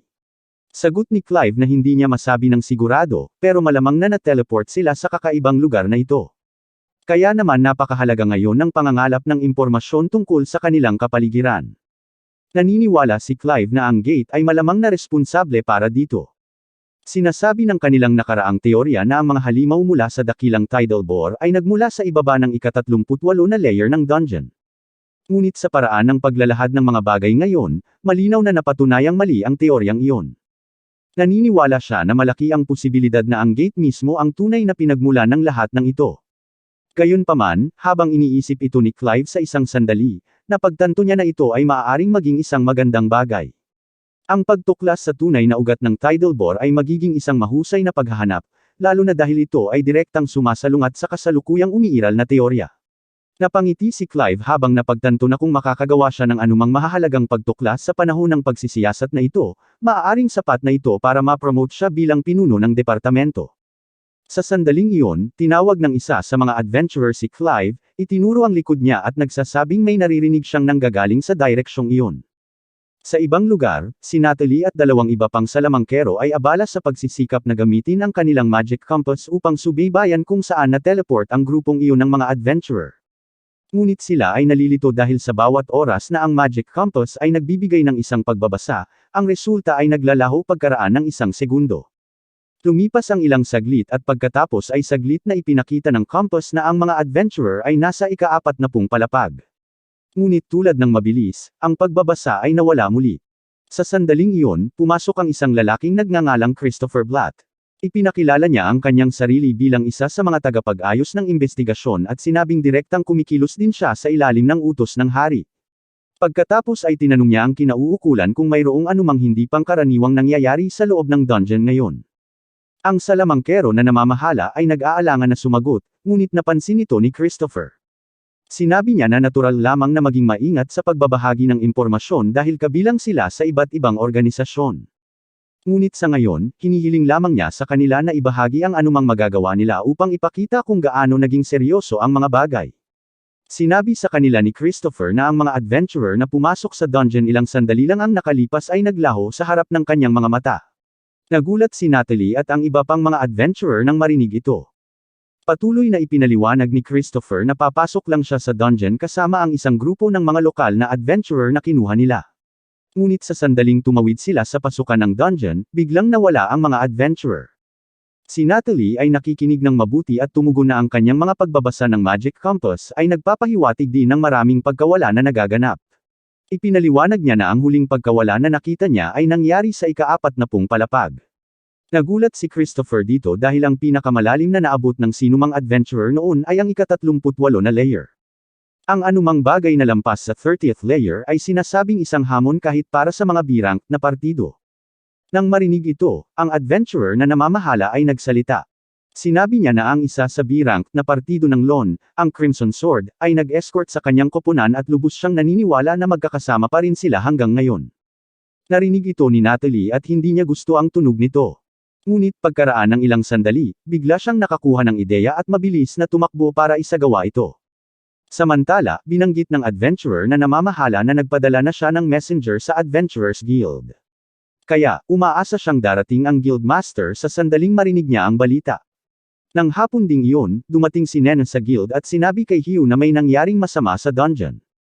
Ang buong pangkat ng investigasyon ay biglang naglaho ng walang bakas. Ipinaliwanag din niya na si Christopher, ang dekano ng kolehiyo ng Mahika, ay humihiling kay Hugh na pumunta kaagad sa pasukan ng dungeon. Nang marinig ito, nagsimulang pawisan si Hugh, iniisip kung kasama rin sa pagkawalang ito si Abel at ang kanyang partido. Nang hindi na nag-aksaya ng isa pang sandali, tumalon siya at ipinahayag na lalabas siya kaagad. Inutusan niya si Nena na panatilihing naka-standby ang natitirang mga tauhan at kinuha ang kanyang Amerikana habang sinasabi sa kanya na tipunin ang kanilang pag-uugnayan sa entry point ng dungeon. Gayunpaman, nilinaw niya na hindi pa dapat alam ng mga adventurer sa guild ang anumang mga detalye. Sa halip, sinabihan niya si Nena na ipaalam na lang sa kanila na ipapaliwanag niya ang lahat kapag nakumpirma niya ang katotohanan ng sitwasyon. Samantala, nakikitang pumapasok si Rio sa napakalaking aklatan ng bayan dahil kailangan niyang tingnan ang ilang napakahalagang libro. Ngunit pagkaraan ng ilang sandali, siya ay nalulula. Nang mapagtantong napakalaki ng silid-aklatan na hindi na niya alam kung saan siya magsisimulang maghanap, bamantong hininga siyang umakyat sa hagdan, bumubulong-bulong na sana ay narito si Sire para tulungan siya. Ngayon pala ang maswerteng araw niya dahil nakikitang nakatayo si Sire sa tabi niya. Nang makita siya, sumigla si Rio sa pananabik at nagmamadaling lumapit, ipinaliwanag na dumating siya upang ihambing ang mga talaan ng mga nakaraang eclipse at great tidal bores, ngunit tuluyan na siyang nawala kung saan siya titingin. Sinabi sa kanya ni Sire na maswerte siya dahil alam niya kung saan nakatago ang mga record na iyon, kaya siya ang nanguna. Habang ginagabayan siya, nagtanong si Sire kung naniniwala siya na maaaring may koneksyon sa pagitan ng mga eclipse at great tidal bores. Sumagot si Rio na pinaghihinalaan niya na maaaring may bahagyang link. Nang marinig ito, tumango si Sarah at sinabing tama siyang mag-isip ng ganoon. Kinumpirma niya ang kanyang hinala. Pagkatapos ay ipinaliwanag niya na napag-aralan na niya ang paksang ito noon at natuklasan na ang bawat great tidal bore sa kasaysayan ay naunahan ng isang eclipse. Gayunpaman, itinuro niya na ang oras na ito ay naiiba dahil ito ay hindi lamang anumang eclipse. Ito ay isang buo. Iyan ang dahilan kung bakit hindi karaniwan ang kasong ito. Nagtataka, lumingon siya kay Rio at nagtanong kung paano niya nakuha ang parehong conclusion. Natigilan si Rio sa tanong, na pagtantong hindi niya posibleng sabihin sa kanya ang katotohanan na nakipaglaban siya sa akuma sa gitna mismo ng eclipse. Upang maiwasan ang pagdududa, mabilis niyang iniba ang paksa at tinanong si Sire kung ano ang tumutukoy sa ningning ng isang magic stone. Agad na napagtanto ni Sire na sinusubukan lang niyang iwasan ang tanong, ngunit sumagot pa rin siya. Sinabi niya sa kanya na habang tumatagal ang buhay ng isang halimaw, nagiging mas maliwanag at mas matengkad ang mahiwagang bato nito. Sumang-ayon si Rio, sinabing nalaman niya iyon sa kanyang sarili sa nakaraang paglalakbay kasama ang isang kaibigan. Ngunit ang pinagkakaabalahan niya ay ang lahat ng mga batong nakolekta niya mula sa mga halimaw sa panahon ng tidal bore ay naging maputla at mapurol. Kung ang mga ito ay matengkad na kulay, ito ay nangangahulugan na ang mga matatandang halimaw mula sa mas mababang antas ng dungeon ay muling lumalabas. Nang marinig ito, tumugon si Sire na ang mga maputlang bato ay nagmumungkahi na ang mga halimaw ay kamakailan lamang na pinalitaw. Tumango si Rio, ngunit pagkatapos ay itinuro kung gaano kakaiba para sa isang buong grupo ng mga halimaw na biglang lumitaw ng sabay-sabay, nang wala saan. Iyon ay sinabi, kung ang mga halimaw ay ginawa ng mano-mano, itinuturo ni Rio na kukuha ito ng napakalaking halaga ng mana. Sumasang-ayon si Sire, inamin na napakaraming misteryo pa rin ang bumabalot sa kasong ito. Gayunpaman, inihayag niya na alam na niya ang tungkol sa mga maputlang magic stone. Ang ilang mga lumang talaan tungkol sa isang nakaraang great tidal bore ay nagbanggit na ang mga halimaw noon ay mayroon ding mga maputlang bato. Nagulat si Rio nang marinig ang mga ganoong record, ngunit ipinaliwanag ni Sire na sila ay nasa mahinang kondisyon, kaya kahit karamihan sa mga librarian ay hindi alam ang tungkol sa mga ito. Tinanong niya kung gusto niya silang makita, at agad namang sumagot ng oo si Rio. Kaya, dinala siya ni Sire kung saan nakalagay ang mga records. Samantala, ang mga adventurer ay nananatiling nakulong sa kailaliman. Binasag ni Harold ang katahimikan, sinabing ang kakaibang sensasyon na kanilang naramdaman ngayon ay nagpaalala sa kanya ng teleportation magic na minsan niyang naranasan sa isang dungeon ng mga kanlurang lalawigan. Sigurado siyang inilipat na sila, malamang sa ibang palapag ng dungeon. Upang kumpirmahin, tinanong niya ang isa sa mga mage ng partido kung gumagana ang kanilang mga instrumento. Ang salamangkero ay tumitingin at tumango, na nagsasabing ang kanilang aparato gamit ang wind magic ay gumagana ng perpekto. Naniniwala siya na ang surface team ay dapat makapagpadala sa kanila ng impormasyon sa kanilang lokasyon. Nang marinig ito, lumiwanag ng may pag-asa si Lynn, na nagsasabing kapag nalaman na nila ang kanilang posisyon, malamang na magpapadala ang surface team para sa tulong. Pero hindi ganoon ka-confident si Harold. May nararamdaman siyang kakaiba sa aura na nakapalibot sa lugar na ito. Paglingon kay Ria, tinanong niya kung napansin din ba niya ito. Saglit na nag-concentrate si Ria, pagkatapos ay sinabing ang aura ay halos kapareho ng matatagpuan sa Sanctuary Square. Agad na nakilala ni Abel ang sanggunian, na pagtantong pinag-uusapan nila ang tungkol sa isang banal na spell na tanging mga matataas na pari lamang ang makakapagbigay. Paliwanag pa ni Ria, itinuturing itong ultimate defensive magic na may kakayahang hadlangan ang lahat ng pisikal at mahiwagang pag-atake. Nang marinig ito, napagpasyahan ni Abel na nakulong sila sa loob ng isang napakalaking barrier. Sumang-ayon si Ria, na itinuro na dapat itong napakalaki dahil hindi nila maramdaman kung nasaan ang mga hangganan. Pagkatapos ay lumingon si Abel kay Lin at hiniling sa kanya na gamitin ang kanyang probe technique upang scan ang paligid. Ginawa niya iyon at mabilis na nag-ulat pabalik. Mayroong maraming presensya ng tao mga 500 metro sa unahan. Humigit kumulang 1,000 tao at 50 iba pang anyo ng buhay na hindi pa niya nakatagpo noon. Ipinapalagay ni Harold na ito ay si Clive at ang kanyang partido dahil malamang na sila ay kinaladkad sa kailaliman na ito sa parehong paraan. Sa pamamagitan nito, nagpasya ang grupo na tumungo sa mga pahiwatig ng tao.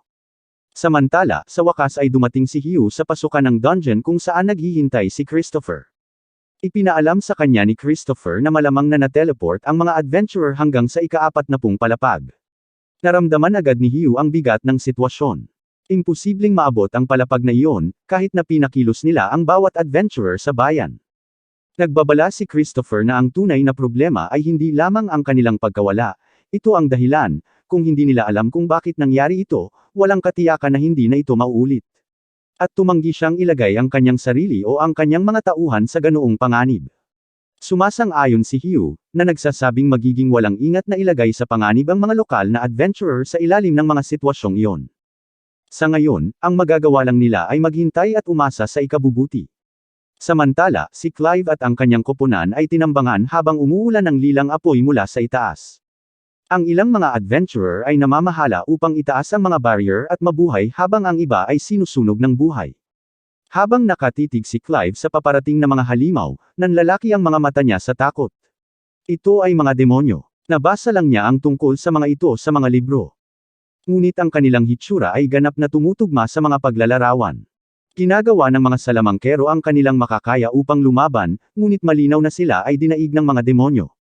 Hindi nagtagal, dumating si Abel at ang iba pa sa pinangyarihan. Gulat na gulat sa kanilang nakikita, nilapitan ni Rhea ang mga halimaw at agad na nakilala ang mga ito bilang mga demonyo. Ang mga demonyo ay mga kaaway ng mga Diyos at mga anghel, hindi naapektuhan ang karamihan sa mahika at mas malakas kaysa sinumang tao. Bakas sa boses ni Lin ang takot habang nagtatanong kung bakit nandito ang mga demonyo. Hindi nag-atubili si Harold at inutusan ang mga adventurer na maghanda para sa labanan. Samantala, si Clive ay nagsimulang tanggapin ang kanyang kapalaran dahil ang mga demonyo ay patuloy na sumusulong at wala silang tunay na paraan upang lumaban. Ngunit sa sandaling iyon, maraming mahiwagang araw ang nagpaulan sa mga demonyo ng sabay-sabay. Ang mga adventurer mula sa panig ni Harold ay naglulunsad ng mahabang hanay ng mga magic attack laban sa mga demonyo, at sa kanilang pagtataka, ito ay talagang nagdudulot ng pinsala. Nagulat si Rhea sa pagtuklas na ito dahil sinasabi ng mga libro na ang mga demonyo ay immune sa mahika. Tumalabas na ang mga record na iyon ay hindi kailanman nakumpirma. Ang mga adventurer ay patuloy na naninindigan sa kanilang mga spell, ngunit ang napakaraming bilang ng mga demonyo ay nag-aalala kay Harold. Natatakot siyang maubusan ng mana ang mga salamangkero bago nila matalo silang lahat. Mabilis na nagpasya si Abel na kailangan nilang sumali sa labanan na may malapit na labanan. Habang sinusuri niya ang lugar ng digmaan, napansin niya ang isang mas malaking demonyo na nakatayo sa likod ng iba. Napagtanto ni Abel na ang isa ay dapat ang boss ng demonyo at na ang pagtalo dito ay maaaring ang susi sa pagwawakas ng laban na ito. Pinamunuan ni Abel ang kanyang partido ng diretso sa lugar ng digmaan, at sama-sama nilang pinamamahalaan ang ilang mga alon ng mga demonyo ng madali. Pinapanood ni Harold ang kanilang laban at ngayon ay alam na niya kung bakit ang Crimson Sword Party ay may napakagandang reputasyon.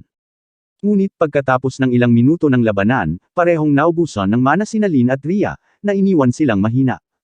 Hiniling nila kay Warren na takpan sila, ngunit lumala ang sitwasyon ng ibunyag nila na wala na rin silang mga magic potion.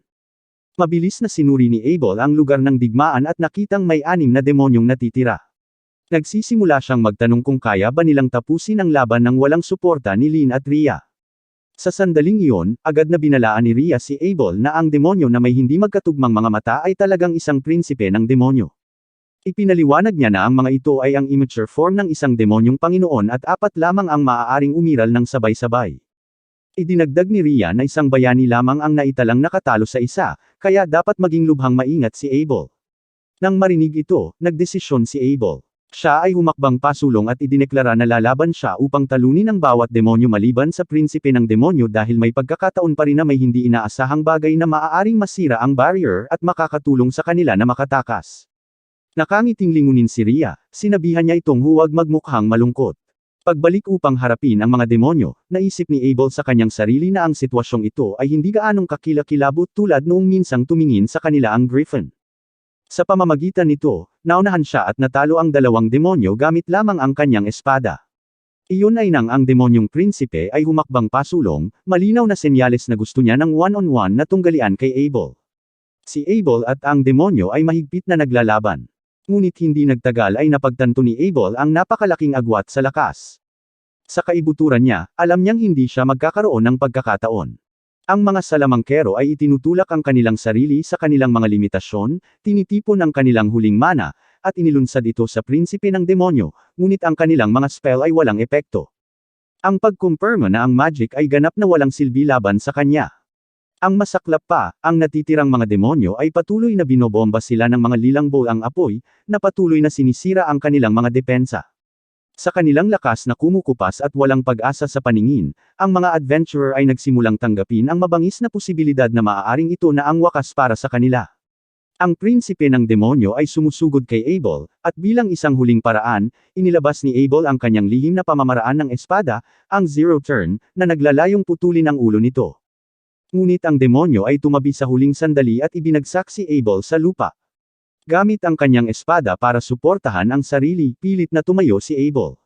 Dahil natanggap na niya ang kanyang kapalaran, humingi na lang siya ng tawad kay Rhea dahil sa pagiging mahina niya. Ang demonyong prinsipe ay naghahanda upang tapusin siya nang biglang bumagsak ang isang patak ng tubig mula sa kisame at si Rio ay bumagsak, na medyo nawala ng balance sa landing.